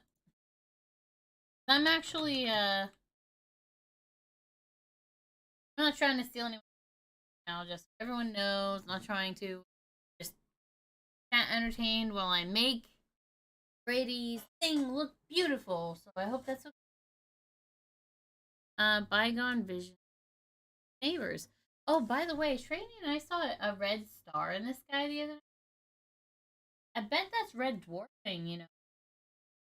Well, I like this one. Let's Just let me know. let me know if it's too... I do try something.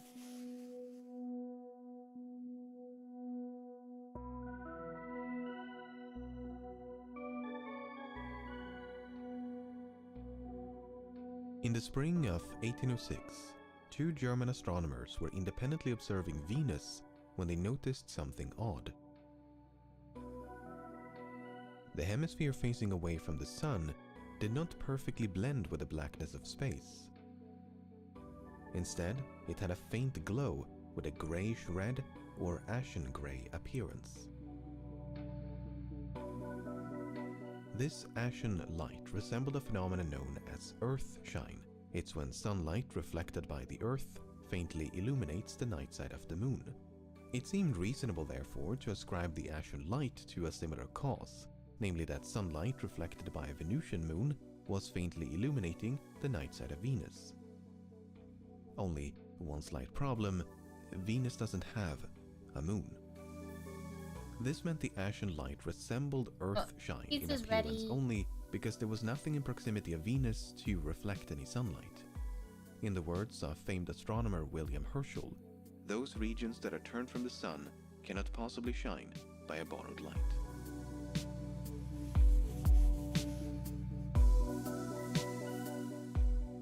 A few decades later, another German astronomer, Franz von Gröthausen, proposed a rather creative solution to this mystery. The ashen light was the result of sweeping wildfires on the I'll be surface back, of guys. Venus, deliberately ignited by its inhabitants. As absurd as that sounds, there were tantalizing similarities between Venus and Earth. The two planets were of similar size, and much like the Earth, Venus had an atmosphere, a densely cloud-laden atmosphere which gave astronomers and science fiction authors alike free rein to speculate about what could lie beneath. A barren desert, a planet-wide ocean, a tropical rainforest. Anything was possible. It was in this context that Gröthausen made his proposal in 1836. He believed that Venus was inhabited by a humanoid species who would periodically light fires on the surface, the purpose of which was either to clear land, to commemorate a religious occasion, or to celebrate the coronation of a new Venusian emperor. Gröthausen did perhaps get a bit carried away, but he was far from the first to suggest that Venus was inhabited. Titans of astronomy like Christian Huygens and William Herschel envisioned all the planets, including Venus, to be teeming with life. And it took a long time for this romanticized image to fade. In 1916, this illustration appeared in American newspapers with the caption, "A remarkable drawing by Mr. Winsor McKay, illustrating the conditions on Venus as astronomical science now believes them to exist." Even well into the space age, we still find echoes of this Earth-like perception. In 1967, a Soviet spacecraft plunged into the clouds of Venus to attempt a landing on its surface. While the probe did not survive the descent, it was actually designed to float in case of a water landing.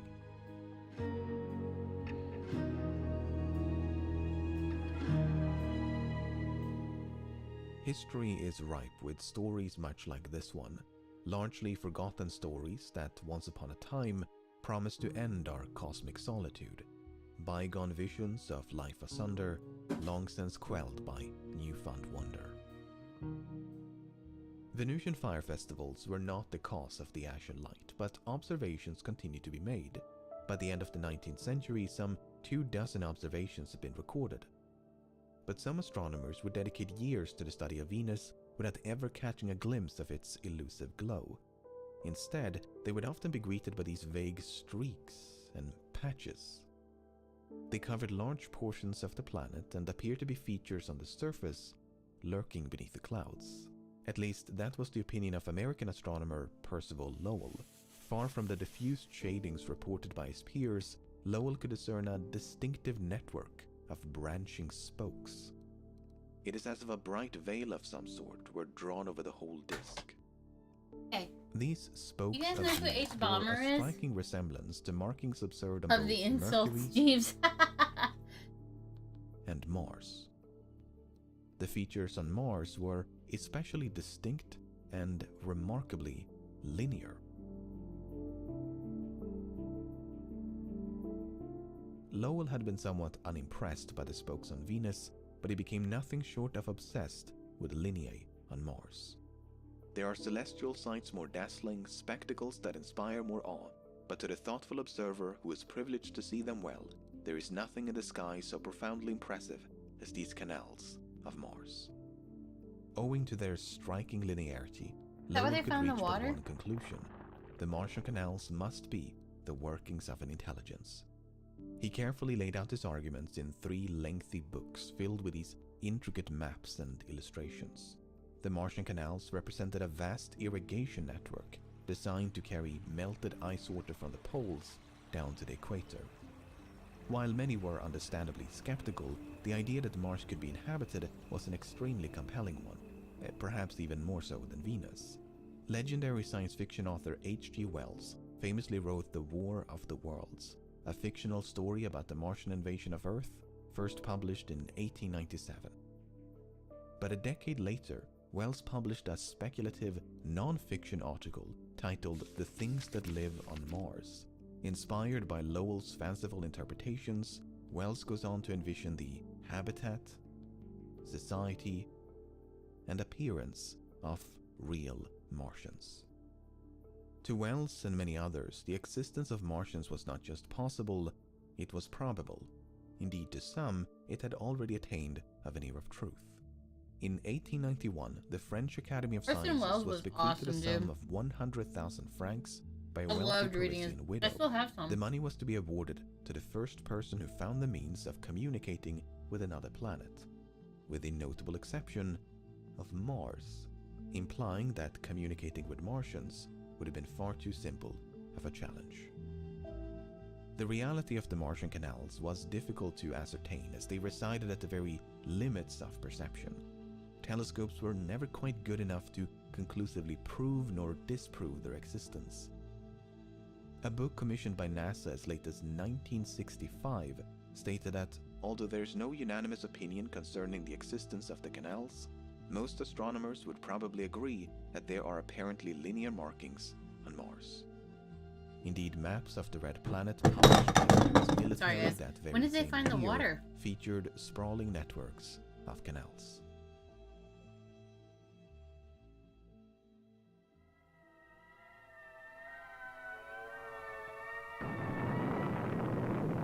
A towering Atlas Agena rocket is the launch vehicle that hurtles the Mariner into the heavens.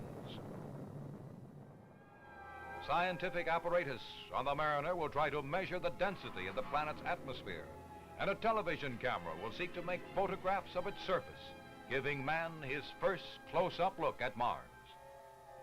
The American spacecraft Mariner 4 transmitted the first close-up photographs of the Martian surface in the summer of 1965.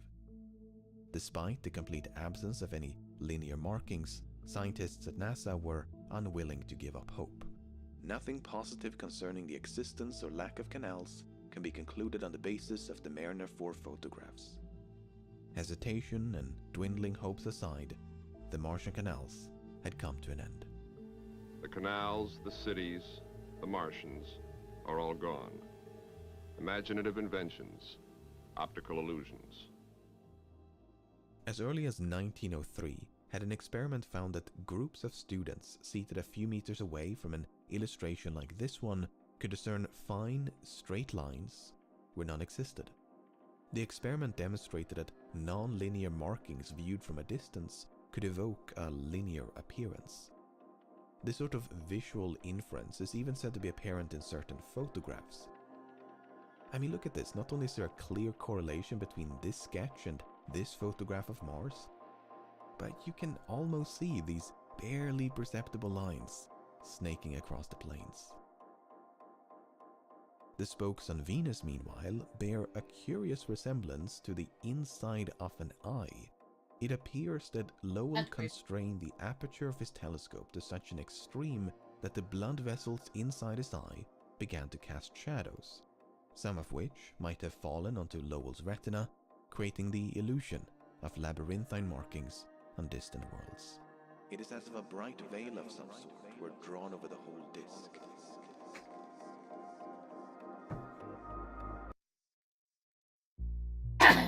Whether it was optical illusions, indistinct shadings on the planets, turbulence in the atmosphere, technological limitations, or an untempered willingness to believe, these networks of lines were merely figments Where those of the planets come to life? There is something incredibly tragic about these old misconceptions. I mean, there was a time not so long ago when life beyond meant life right next door. There's still hope of finding less complex forms of life on a select few planets and moons, which is very exciting, but also a far cry from a tropical Venus or an Ecumenopolis on Mars. As our knowledge of the universe continues to expand, so too must our search for cosmic neighbors.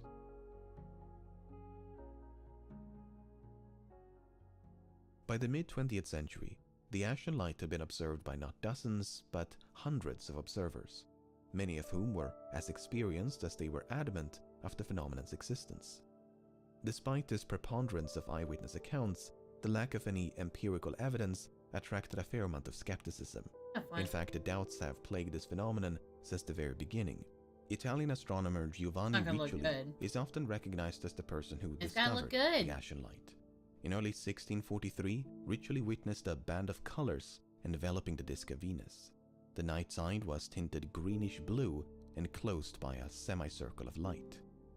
Riccioli ascribed the vivid colors to light being refracted inside his telescope, an effect known as chromatic aberration. In other words, Riccioli thought the faint glow on Venus was an optical illusion.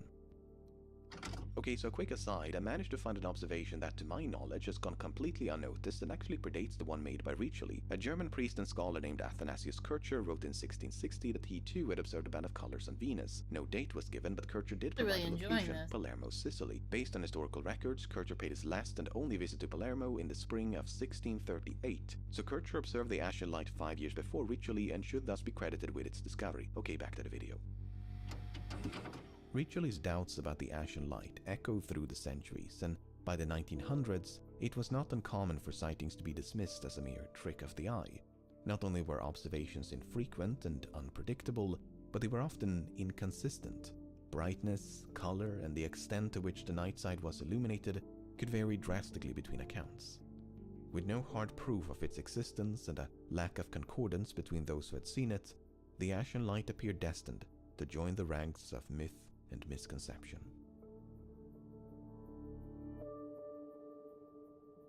But in 1975, the Soviet spacecraft Venera 9 became the first to successfully orbit Venus. Diving into the shadow of this faded twin, it detected faint flashes of light emanating from the clouds below.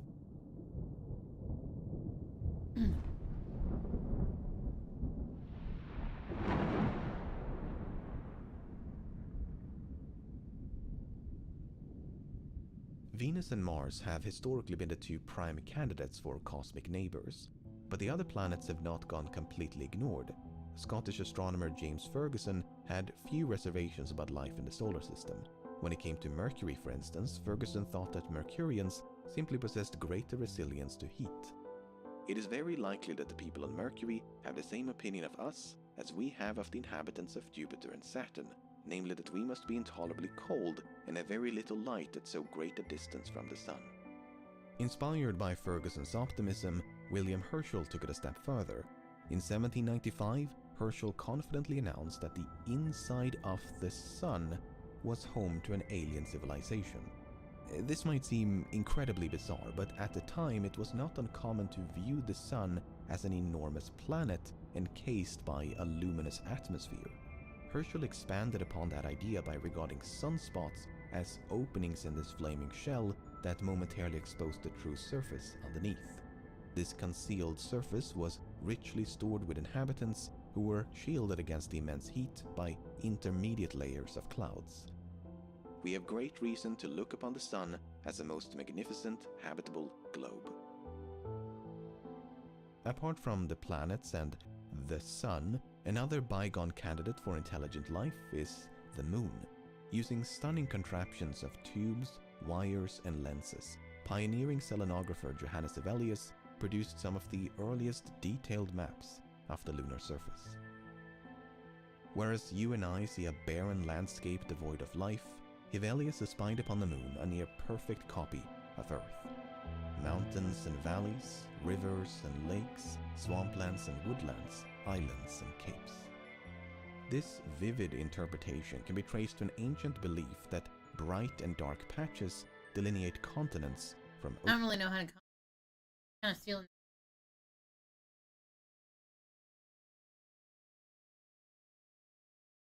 Okay. What about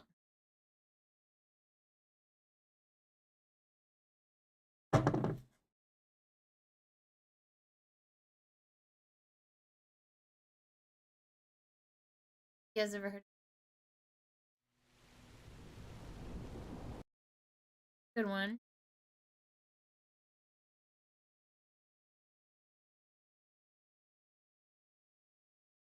Let's do Nocten.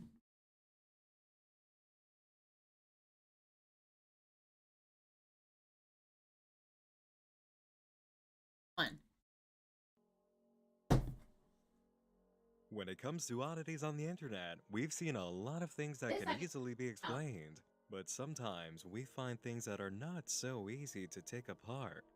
This is where I keep the mysteries that refuse to be solved. Welcome to the Night Mind Case Files.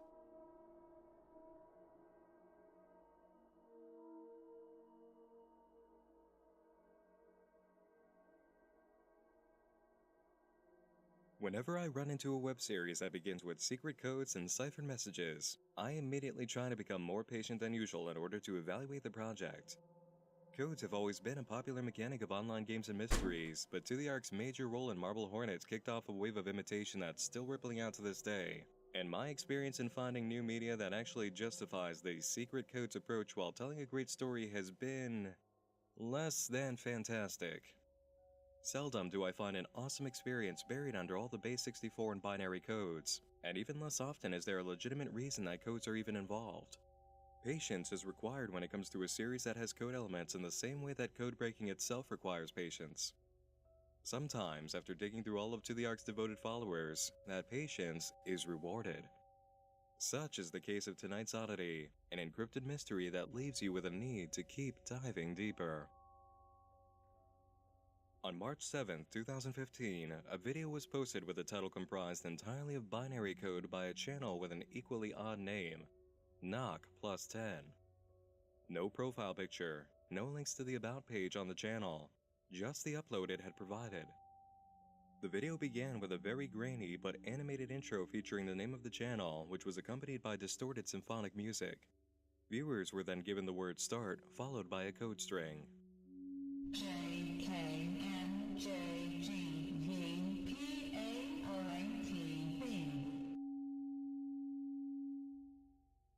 The initial appearance of the string led early players in the channel's game to believe it was the ID for a YouTube video, but when placed in a link, it led nowhere.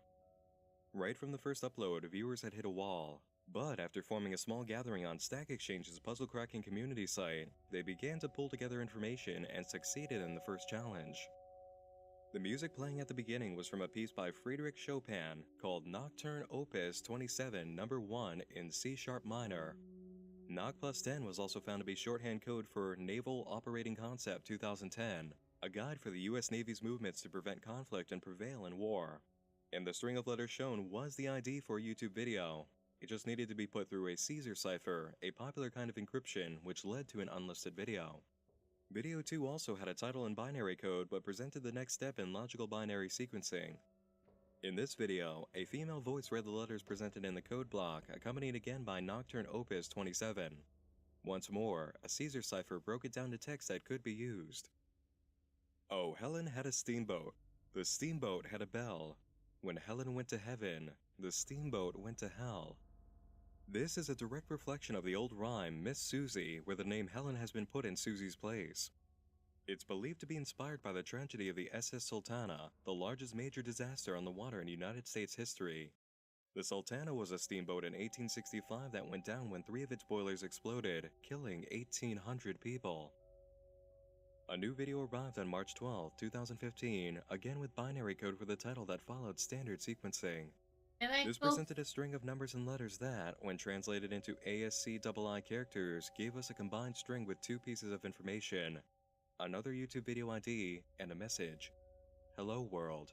Helen, I wait. The second hidden video provided a lot more information than previously received. We first catch a short list of systems that each have a status.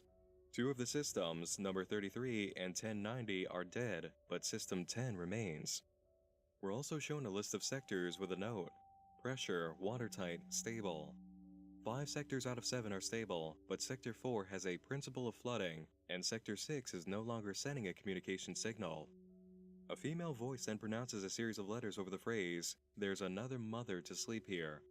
L-I-O-U-Y. It was discovered that this wasn't a nonsense word or anagram, but an old telegraph code from the late 1800s.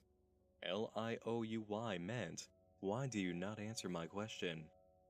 No answer has been found for what the odd phrase about a sleeping mother means, or, if it's another code, how it's broken or used. We can take a moment to review the information here for a better look at the situation now. Okay. It's very clear that wherever these messages I are being have sent, decided. the sender is surrounded by water. Flood warnings, watertight seal statuses, concerns over pressure, How and then is we have it? the relation to ships, the steamboat rhyme, and the code for Nocten, naval operating concepts. If the broadcast center for these messages isn't a ship, it's some kind of structure underwater or surrounded by enough water to take active countermeasures against flooding. On board the ship or inside the structure, we have 7 sectors and 3 subjects. 2 of these subjects are dead. Only 1 is left alive. The remaining subject hasn't made reference to themselves in the messages. We can entertain the idea for now that the broadcaster may be a separate being from the living subject. The broadcaster is also targeting a woman named Helen. They really want to get Helen's attention.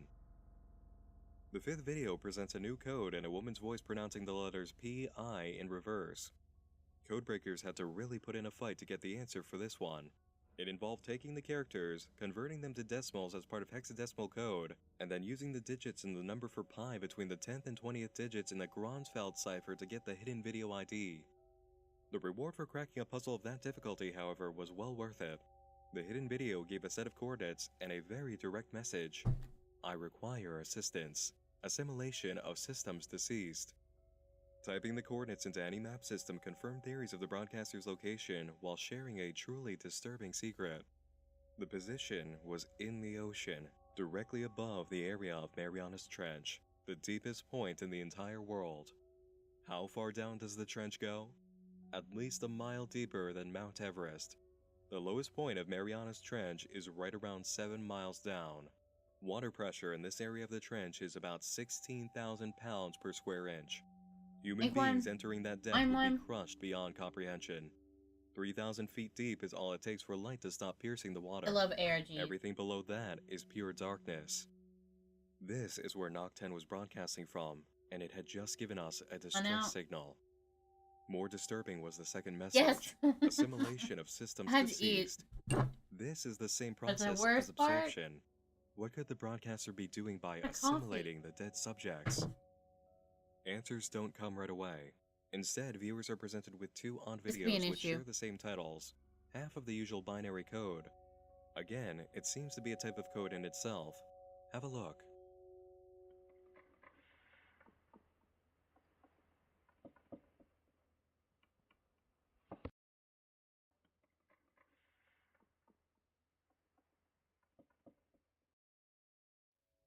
The 3rd video begins similarly to the previous 2, but is much longer and has a lot more material that can be understood. After the knocking sounds and 3 white dots, we're informed of the assimilation of Subject 33 and are presented with an image. Trying to discern what's in the picture is no easy task. Even when cleaning it up in an editing program, it doesn't become much clearer. The most that can be said is that there's a type of fence or bedpost at the forefront of the image. Immediate impression is that we're looking at some type of cradle. The image doesn't appear for more than 1 second. Next, we move on to the assimilation of System 1090, and something goes very wrong.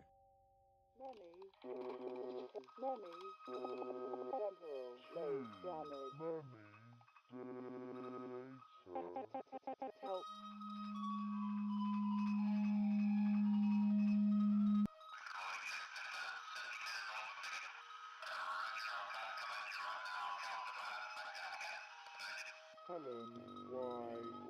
Responded you not. I risk to die. Helen, I was you. Operator.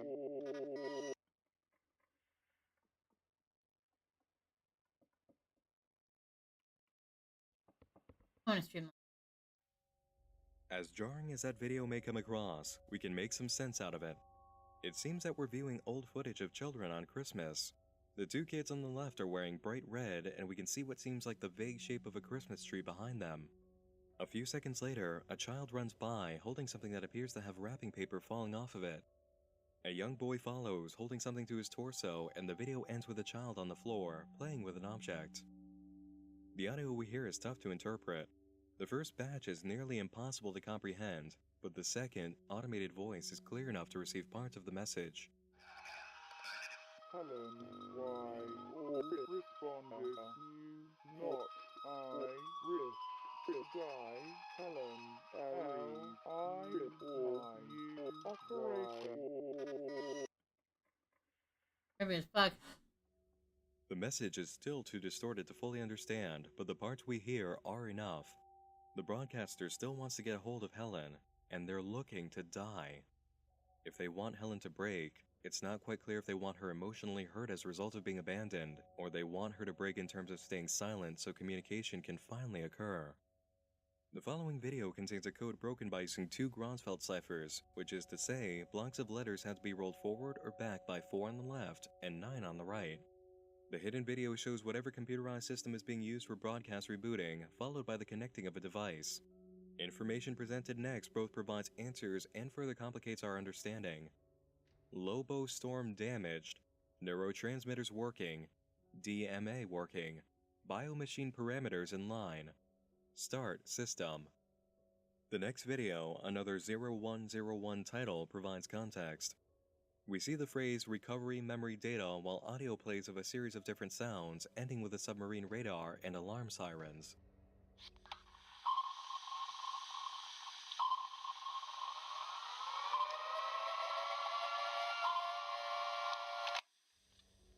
The system we witnessed trying to start up again presented us with recovery memory data. This is a system that uses biomachine components and operates with neurotransmitters. It let us know it would be assimilating 2 dead subjects, and during assimilation we saw what looked like someone's memory of Christmas Day. The broadcaster we're dealing with may not be human. It may actually be the very system we would normally assume a person is using to send their messages. It's a machine, plugging itself into the brains of dead human beings to collect their memories. We don't even have to wait long to have that confirmed. The next video to provide valuable information is a major delivery. It begins with an error message, followed by an animation that leads into the reveal of a name. Research Station Nocturne. We can see images of faces and footage of a baby in its crib before catching an animation of a brain sending out pulses of information. The word above it reads, neurotransmitters. We finish out a few more animations and clips of distorted footage with, again, a shot of a child, followed by some noises and a single word, kill. Another video, another code, another unlisted video as reward, with even more evidence that we're dealing with a sentient machine. Recovery data from temporal lobe. This video contains audio we can make some sense of, and there's no question why. The temporal lobe is responsible for listening and understanding sound. Not all of the audio is clear, but I've placed subtitles where the audio is clean enough to make out the words.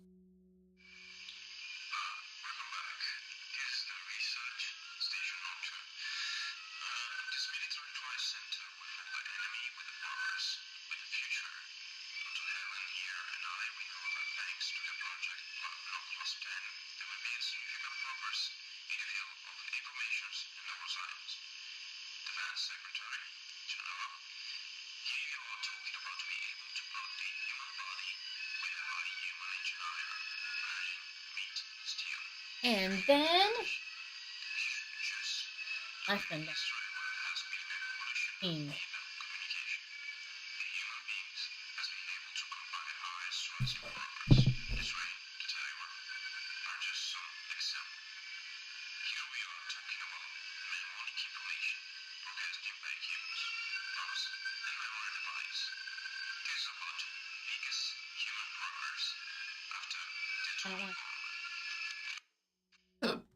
There's something very advanced and very secret in development at this research station, and it's being hailed as the greatest achievement in human progress since the atomic bomb. An evolution of human communication involving neuroscience and a meeting with steel. Is this what the system broadcasting to Dr. Helen is? An advancement in technology meant to increase communication power of the human brain? It feels as if it's working in reverse. The machine is using organic material to run itself and desperately needs to talk with Dr. Helen. Or, in a much darker turn of events, one of the assimilated subjects may be using the system to communicate as it was intended, but they're not quite as deceased as Nocten believes. The next video puzzle features a mathematical movement known as the Padavin sequence to solve it. The reward is another audio clip with information we can discern once again, giving us a look into the events that led to Nocten assuming duties of assimilation.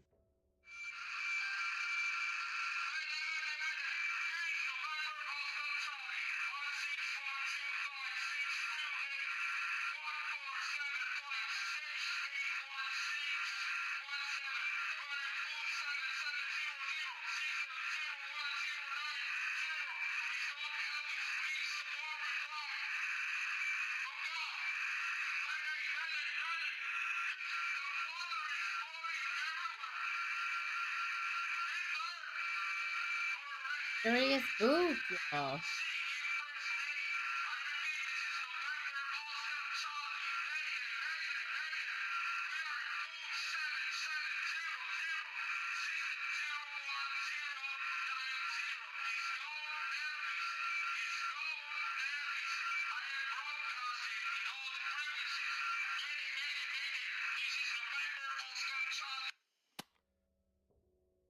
The numbers given at the beginning are the very coordinates provided earlier by the system pointing at its own location in Mariana's Trench. This recording is of a live distress call from inside the research station. Someone on board is facing a major flood, or they were at the time they sent out the signal. November Oscar Charlie is phonetic alphabet speech. He's spelling out the letters NOC. Whether the pressure in a weak sector caused the flood or something worse happened is unknown, but things have gone very wrong at the underwater facility. The next video presents a code accompanied by chess pieces on a board to use as a cipher, unlocking a new type of hidden video. Live footage with corresponding audio. Mr. Allen, I guarantee that we will finish the project and the AlphaNet system will be useless. We are creating something bigger. The memory system bioactive that you created will forever change the world in the field of military control psychodactyl. Trying to work out like that I can. When you will hear, we'll activate the global system. Ready. He's gone. Everything. But while I make this. We have the subject. Camera. Footage. It's pretty much here. We use Like while I make the camera. Network. You know, those sort of frame. Camera frame. We need more time. The rest of morning growth meta. Wow, y'all are popping back up. Oh, my booty. Hoping. Done. Ready. And we are very, very near something really, really big. And I really need cables. No more, nothing. This is completely. I'm gonna stylize. Oh, yeah. Today, I don't know how to tell you. A global wireless system. This is a lot bigger than we thought. Whatever they're working on, it's massive. We could already guess how important this project was, seeing that it required an underwater base in Mariana's Trench to keep the secret. But now we're beginning to understand the ramifications. Field of military? I thought I might have heard him say ARPANET system at the beginning. That was the original prototype of the system that we now call the Internet, designed by the US government's Defense Department. That would make sense with the earlier mention of a defense secretary in the early audio we could make out that included Helen's name. The following video begins with the word offset and clips of electronics bleeding. We're informed of a Sector 4 error followed by footage of internal data, which seems to be of a machine being flooded by water. The system calls out to Helen again, and we see more organic-looking shots intermixed with technology footage. Electronics are then shown burning, melting, and rotting away, before Nocten delivers a final message: "Shut down me." In this instance, we can trace the footage back to its source.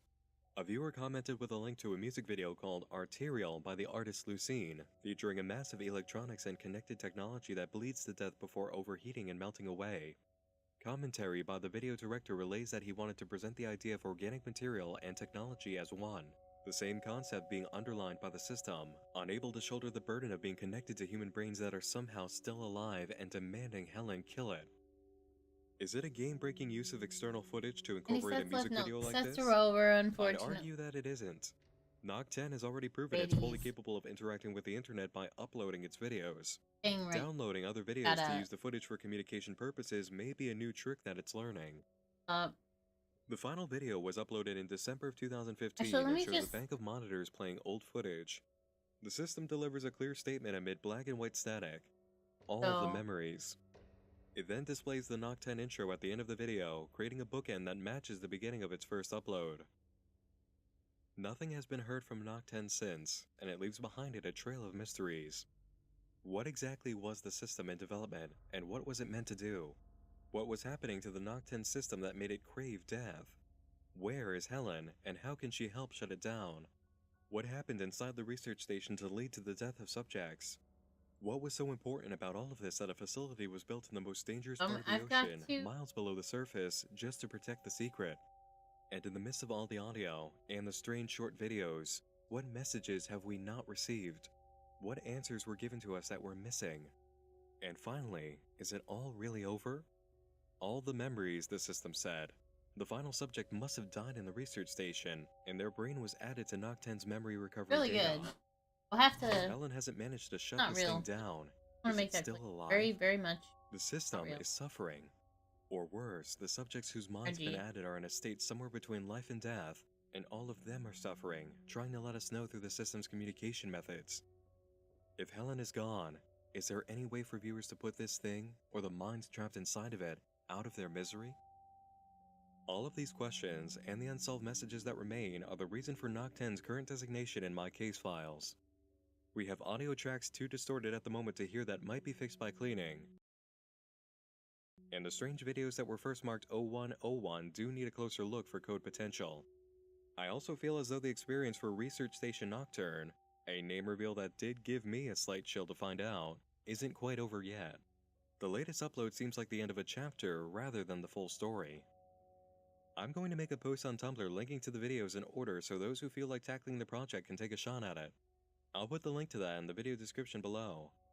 Make sure you subscribe to the channel as well to catch any new uploads if this game wakes up again. Here's when it finally woke up years and years and years later, you know. Welcome back to Nightmine, friends. Thanks for joining me in the office again this evening, and on a pretty special occasion. A lot of you sitting down for this video might not be aware that this is technically a very long-awaited part 2. I'm not making anybody go back to part 1 though.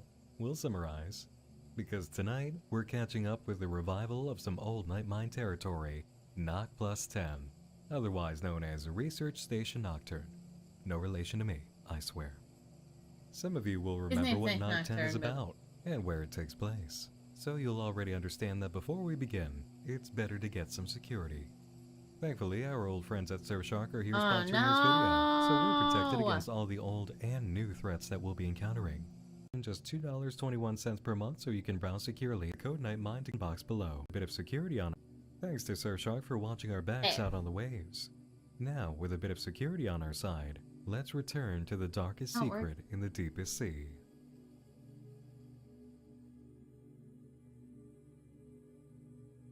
When we last covered Noct 10, it was on March 10th, 2017. It's been 4 years, and while most of that time was quiet, the last 7 months have seen moments of activity that expand our understanding of the situation more than ever. When we first visited this topic, it was even further back, July 4th, 2016. In that original July 4th video, we explored the scenario presented through the cryptic messages on the Noct 10 channel and established the following. Noct 10 is a research station, codenamed Research Station Nocturne, located in the Marianas Trench, the lowest point in the surface of the Earth, 7 miles deep in the ocean, where most submersible vehicles will be crushed by the pressure. The station was reaching out to an operator named Helen, informing them of the following. 2 out of 3 systems on the station were deceased, they were being assimilated, and the station required assistance. Mainly, it needed Helen's help because it wanted to die. Information recovered from someone's temporal lobe revealed Helen was Dr. Helen, who helped develop the Noct 10 project, which pursued major breakthroughs in the field of neuroscience. The nature of their work lied in the evolution of human communication. A mix of memory data, audio files, and video files uploaded by the station point to one conclusion. Dr. Helen and the research team succeeded in creating a computer system with a neural interface, and quite possibly gave birth to artificial intelligence or something similar, thanks to the use of actual human brains in their work. AI or not, something inside the research station has assimilated the minds of dead personnel following a Mayday incident, and it's been crying out to Dr. Helen ever since. Final bits of information point at the project being funded by the government, with hopes of global deployment if the technology was successful. That's the situation we left off on when we first explored the story in July of 2016. Our next update came in September of that year, providing an audio track of a critical situation directive, encouraging crew members to make the ultimate sacrifice for the good of their nation.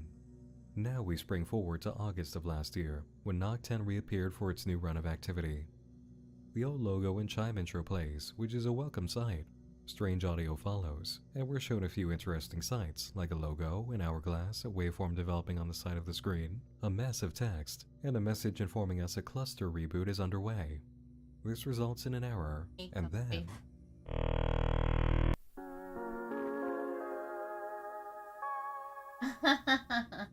Well, that was unexpected, wasn't it? Tell me. The logo belongs to the research station itself. It has its own chime, and its system is apparently operational again. I kind of like the stream. Hear things, talk to you. But hey, and show them pastimes. ARGs. At least partly. We'll have to see what that error was about. Now, there's almost always secret information contained in uploads from Nocten, and this case was no different.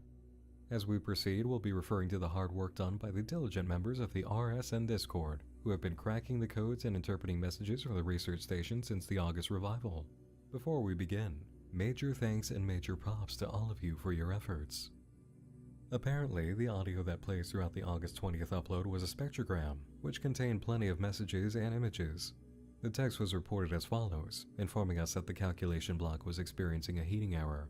There was info about the half-life term of strontium-90, and there was insufficient electrical current production to the station's thermoelectric generators.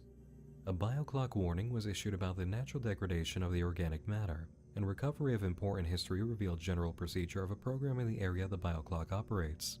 Sweet Night, which forced isolation of the 10 unit.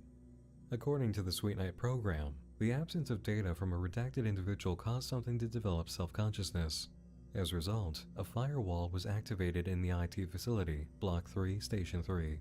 Glycol propylene pumps were obstructed, mnemonic infiltrations were derived from Point 3, and there were multiple unknown anomalies.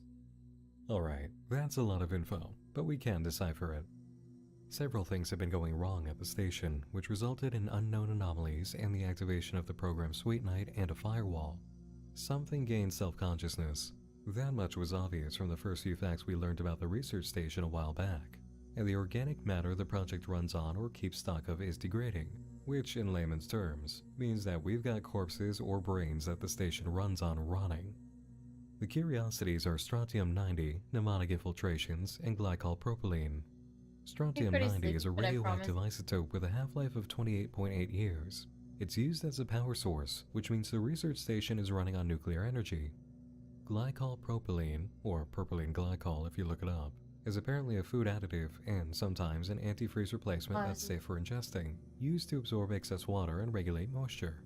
It's often used in products to prevent melting or freezing, so we can sense what its application might be on board the station if there's an issue of organic material degrading.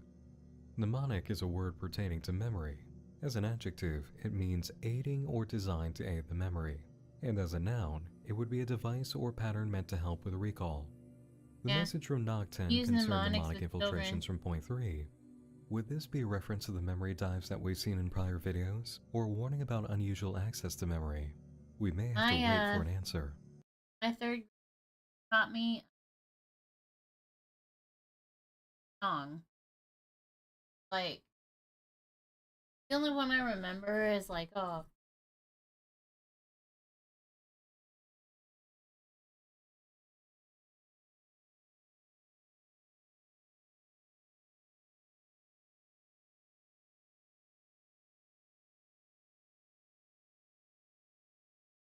Shit. Can't remember the song. Damn, it gets stuck in my head all the time and no one can't remember it. In regards to that redacted text concerning absence of data, the name Helen fits, suggesting the disappearance of Dr. Helen somehow created the issue of the station coming to life. The title of the video breaks down to Operating System Command, U. Has any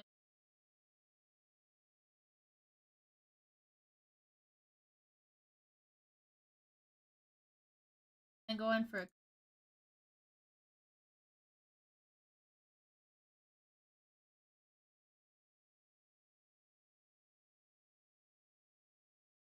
Anybody has any ideas? This is turning this into a community effort. And later, I think the more important that people will finding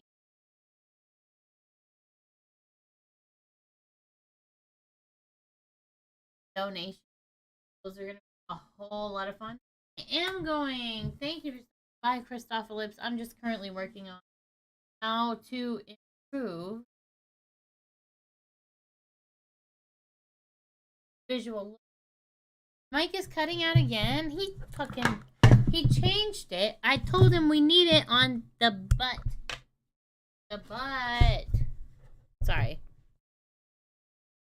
Yeah, no, I'm going to be redoing his setup, making it really aesthetically, and it's gonna be kind of like a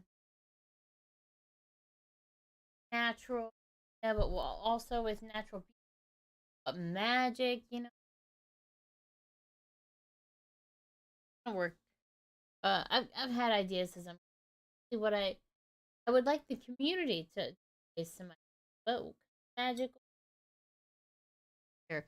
Also, if you think of any funny gifts for donation, I've already found one, but if you think of one, you let me know. The community project. 2 for boot. Seems like a lesser code in terms of importance, since we can tell this is a boot up sequence occurring. Images from the spectrogram look like this, and I agree with the poster. They're almost certainly memories from a connected brain. Here's the other image uncovered. Nocten's declaration of Project Sleepyhead. As cute as that name might seem, a lot of top secret operations over time have used innocent titles to throw off any idea about their meaning. A few investigators dug into the mess of code that showed up on the side of the screen, which boils down to a log of actions by the Sweet Night program to shut down a rogue element of the station and failing. Probably the self-conscious element that prompted a firewall to activate. With no way for Sweet Night to contain it, whatever came to life was able to contact the surface, bringing us into the situation. The next update arrived back in November, kicking off with an image of the OS screen for the station.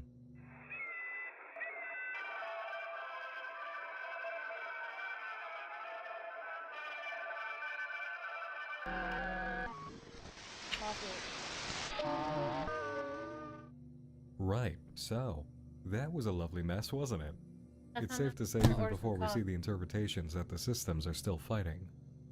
Within this video was the end of a URL for another video, which showed similar images with different codes.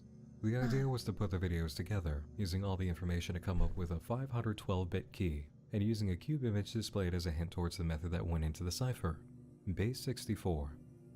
Members of the Discord took some time throwing punches at the problem with the information they had, and got the result needed for another unlisted video, which is one of the most rewarding hidden uploads Nocten has ever issued.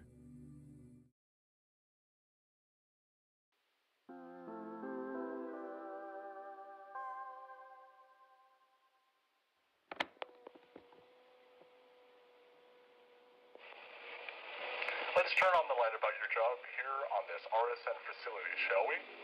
During this orientation video, you will learn the basics of your work as an MPF operator. Dude, I love these old-timey. What's Helen? I love when people take these old-timey videos in RG. Like, genuinely, they're so good. I don't know who they got to animate these, but they're really, really good. They match the style perfectly, and yet for some reason, in my head, it's like a fucking... It's like, oh, that's from Fallout. Even though I knew that's how educational cartoons were back then. But yeah, no. Definitely. It is a super secret project, right? That's kind of the whole point of it being under the Mariana. But what I think happened, I don't know if he's said it yet, but my hypothesis is that they were like testing kind of mission. Either just as like a utopian longer have to live, die in our human bodies. We can just go about living in a matrix. Or they were putting them in machines so that they could walk around bottom surface.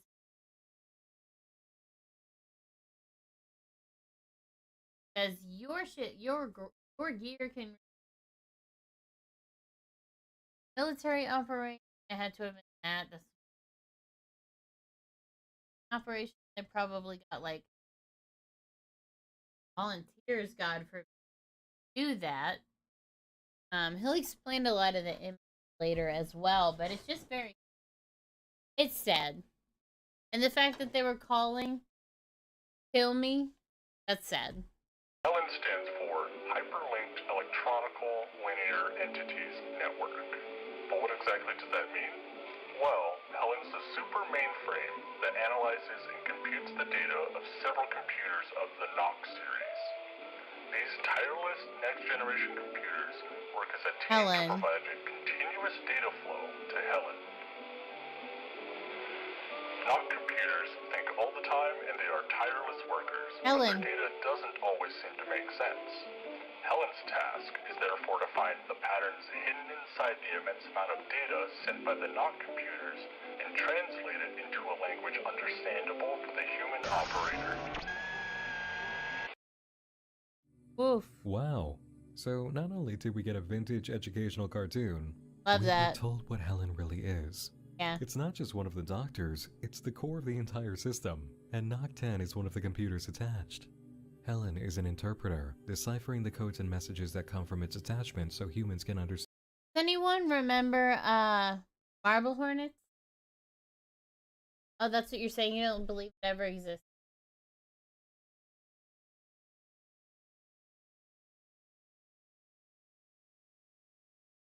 Yeah, well, absolutely. I mean, it's an ARG.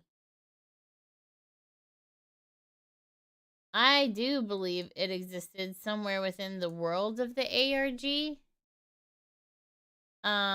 But that's about all I got, you know? I know what Helen is, and I guess you do. But I also know a lot about the computers relation with humans. And I don't really want to give too much away, but it's fucked.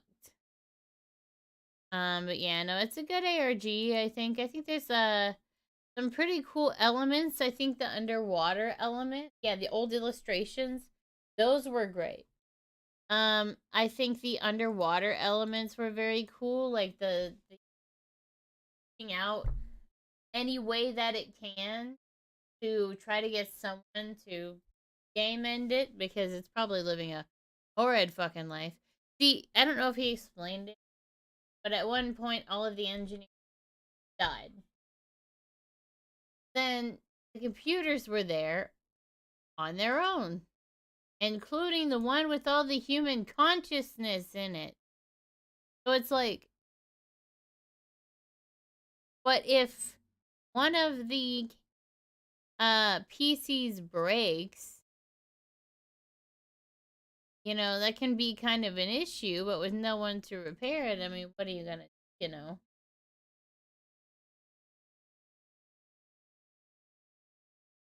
Yeah, I feel like the "it never existed" thing would be an excellently funny plot twist to end it on. Come out and be like, it's all bullshit. That'd be fun. I do think, like, I don't know. I'm a huge ARG nerd. I've seen almost everything on Nightmine's, like, in ARGs way back. Marble Hornet. I even have a Marble Hornet 2D set. So, like, it's really interesting for me stuff. But it's so different being a part of it, right? When Marble Hornet was coming out on YouTube, episode by episode, I was following each and every upload, trying to figure out solve each and every puzzle. That shit, there's nothing more fun, almost. you know, it's fun, but it's like exhilarating. It's like I might, if I try hard enough, if I'm clever enough, if I think hard enough, I might find this super secret information that is necessary to. I gotta find you. Gotta find you. This is a good one, but there's a better one, and it's on. It started on TikTok. Like, believe me or not, it's so good. It started on TikTok. I was actually very shocked. I had low expectations because it's TikTok. But no, it blew me out of the water. I cannot believe the links to which this guy went to actually get his ARG. Understand what's being said. This is why so much has been encoded in the series. Nocten has been functioning normally in this regard, but Helen... That's something else that I think is... and I think he mentions this in a minute, but a lot of ARG don't have a reason to have all these codes in them that they do. Like, there's just not a reason. But for some ARG, like Nocten, they do have an in-story reason why the codes are important, like the fact that the computers can't speak in direct English. Or the fact that, like... I'll let him explain. Has been out of commission, leaving us to pick up the slack and decipher the messages. Good I want to interject for a moment here, because this is a rare occasion. Initially, Nocten having a secret code element since its beginning did make narrative sense, because it was a secretive system hidden deep in the ocean attempting to communicate with a member of the project. The logic for secret codes being part of the story and making the audience go through puzzles for rewards was good, and that was something I deeply appreciated. Confession time. I love ARGs, but the most consistent aspect of them that I hate are unnecessary codes and puzzles that cannot be defended by the logic of the story or behavior of the characters. Secret codes are, you know, secrets. They're meant to hide sensitive information and be broken only by intended recipients, who know what method was used and have a cipher key that cannot be easily obtained or guessed. Absolutely. Often we see projects that roll out coded messages written by characters who know they're broadcasting to a public audience, and the method they use for their code is easily found with just a few minutes of searching. Yep. Even when the character in question encoding something sends it to another character as a private message, the receiving character, who might show it off to their loyal followers as part of an investigation effort, will often find that, again, it's easily broken using Google. And when you look at the logic of the situation, encoding the message didn't make any sense to begin with. Codes and puzzles are fun, and they're more than acceptable to use in a project. But they are very often misused, and too little do we see genuine thinking go into the narrative logic of using them. But here with Nocten, we have the ultimate eureka moment for the question of why there are codes and puzzles in this tale. The logic is completely sound and narratively satisfying. It feels like a reward in itself to discover. Helen has been dead, so we've been fulfilling its role while also playing the human recipient on the other side of the printer. Absolutely magnificent narrative logic for incorporating codes and puzzles into a project. This right here is gold standard stuff when it comes to laying out the case for using codes in your story.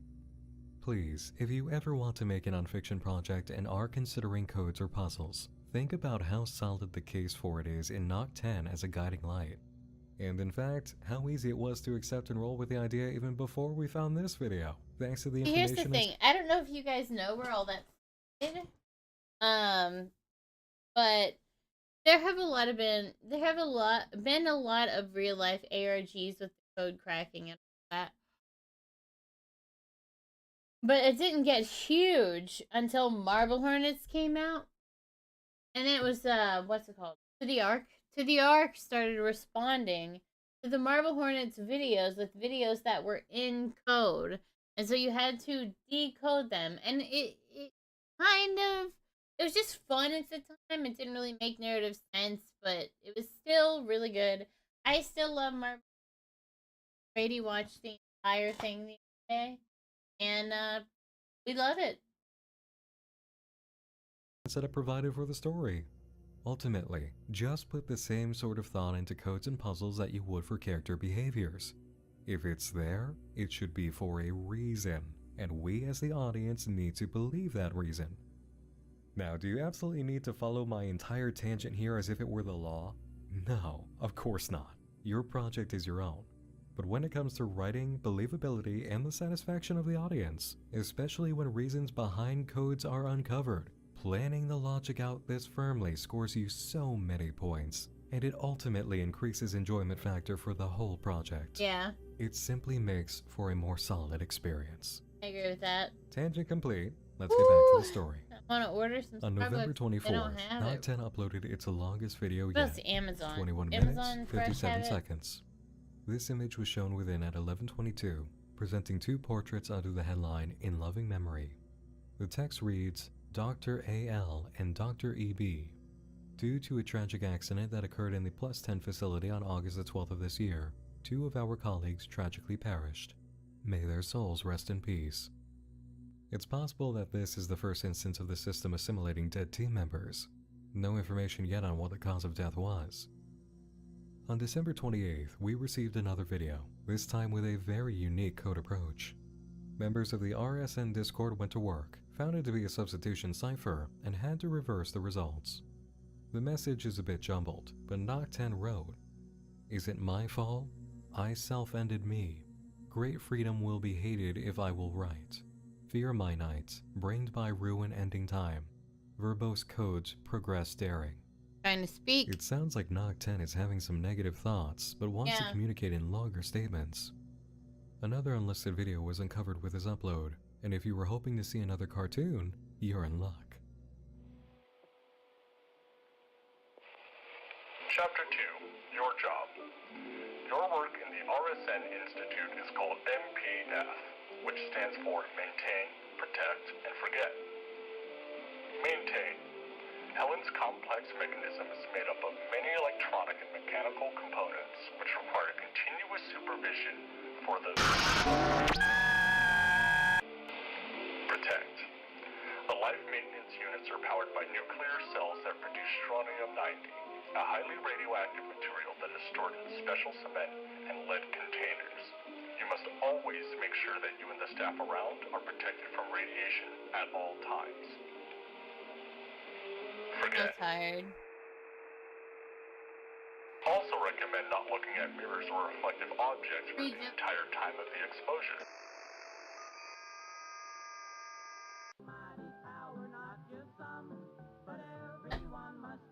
Feeling that someone is watching you and extreme paranoia. I'm gonna finish this up, and then I'm going to take a huge break. A massive break. Always protect your workplace and always remember your name and Go down to registration number. talk to We are happy to Kroger. welcome you to the big happy family of the research Get station some Nocten. coffee. And remember, we work for you, through you. Hey, you guys wanna know? You guys wanna know how long I've been awake for? Another payload of information, courtesy of some animators who must have been paid to forget as well.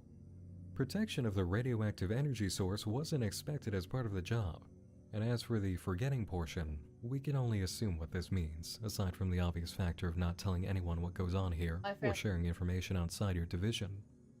Not looking at mirrors or reflective objects for the duration of exposure. Would this be safety protocol for individuals who have been exposed to strontium-90?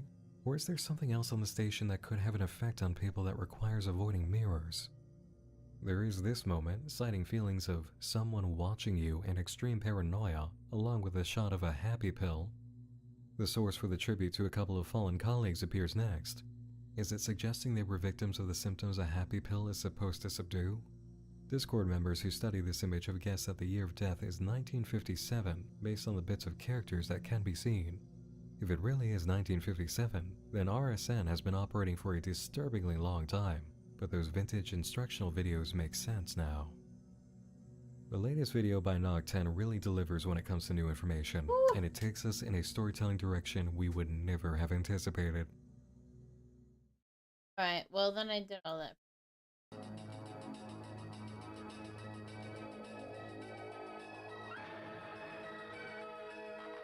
Alright. Smack myself awake. Gotta do this.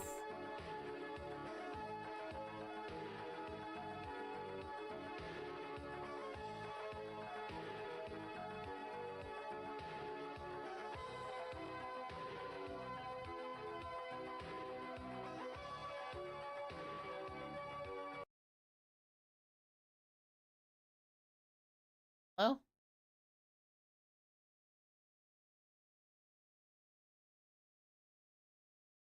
Oh, it's just that's important too.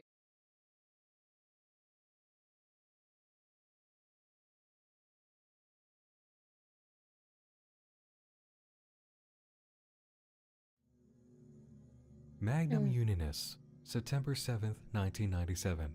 This I need to special get it. introductory video was made for a team tasked with reactivating the submarine base at RSN, and the personnel needed individuals who had firearms knowledge, including the assault class and experience with explosives. Safety notes demanded use of the mask and anti-spore suit worn at all times, and to be on the lookout for symptoms of psychotic ergotism, and the containment procedures for out-of-control personnel. Along the same line of intrigue for anti-spore suits, we have notes about hostile phenomena and handling antifungal gas. We've just entered a new chapter in the Nocten story, which concerns this group sending a team on an armed mission to the research station, prepped not only to deal with its equipment, but to protect themselves from being infected by fungal spores, psychotic personnel, and anomalies. This story of a deep-sea research station tragedy just turned into a Resident Evil situation. You really cannot ask for a better declaration of an all-new act in a story, especially one with such promise. Sending a team down there and telling us just how much more dangerous it is than we realized? Sign me up, I'm all in for this. And for a moment, can we just pause to appreciate the dedication that went into the new set of visuals? The animations, the new intro video from 1997, the reboot sequences. This is all great stuff and very unexpected. I love it, I'm impressed, and I feel excited for Nocten all over again. When I watched the latest video, it gave me the same thrill of discovery I had when I first went through the project years ago and wrote my script. If this is what we've experienced so far from this creator, imagine what we're getting next. And one last thing. For those of you who are worried about the time that projects take, or have experienced life interruptions in your own, let Nocten remind you of the reality when it comes to unfiction. Yes, it's an incredible and well-pursued goal to launch your project, run it on a balanced schedule, and complete it without any hiatuses. If you can pull it off, you should, as long as life does not go by the wayside. It's one of the golden apples of our field. But sometimes you can go silent for a few years, come back, and make quite a splash. This is honestly one of the best returns I've seen for a series. The wait was rewarded with a great showing, smart writing, new material, and some presentation tricks we not only haven't seen, but certainly didn't anticipate. Well done, Nocten, and welcome back. That's all for now, everyone. We're caught up for the time being, and as more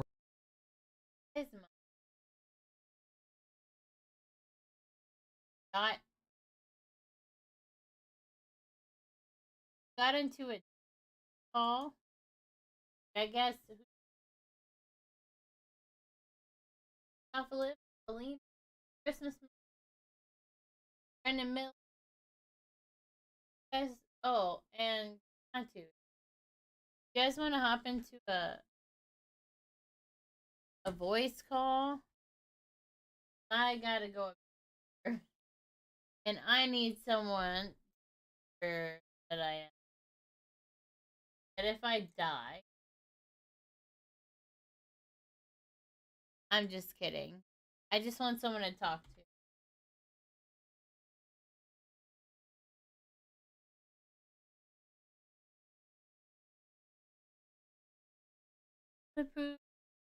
Doesn't far away, far away. I gotta go up to.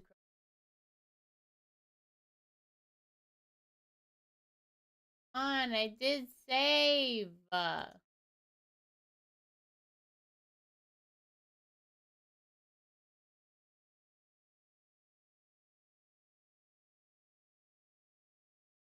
Okay, but I do need I do need someone on the phone. What day is it? Maybe my mom? Yeah, Shrady playing stuff.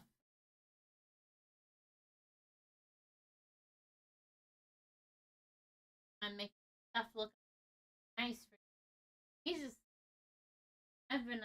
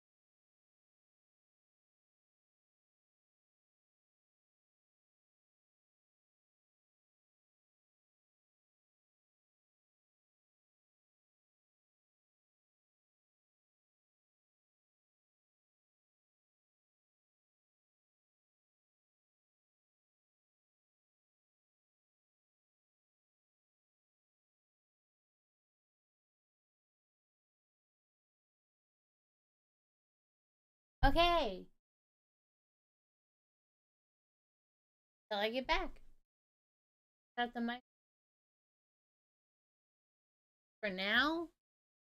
But as soon More as I updates for come this project back, rollout. We'll keep an eye on it I and am return going for some to catch up. start I'd like to thank Sir editing Shark this. for having our backs as we dove into the Marianas Trench again, the members of the RSN Discord for their investigative work, and I'd like to give major thanks to all of you for watching and give special thanks to my supporters on Patreon, who enable me to cover excellent stories like this. You can join all of these creatures of the night for just $2 a month, which not only supports the channel, Chat, but I the lost Nightmind you, but Index I will for be new right back. undiscovered I will be nonfiction streaming as soon as I get back. Take a look tonight, and you just might find Just a to new let favorite. you all There know, are some wonderful it experiences will be already on listed, Shrady's channel, and whether I'll he give you likes it or this. not. My And next video is going to be on I one of love them. you. Thank you for stopping by. Thanks for joining me in the dark again this evening. Mwah. Once more, I'm Nick Nocturne.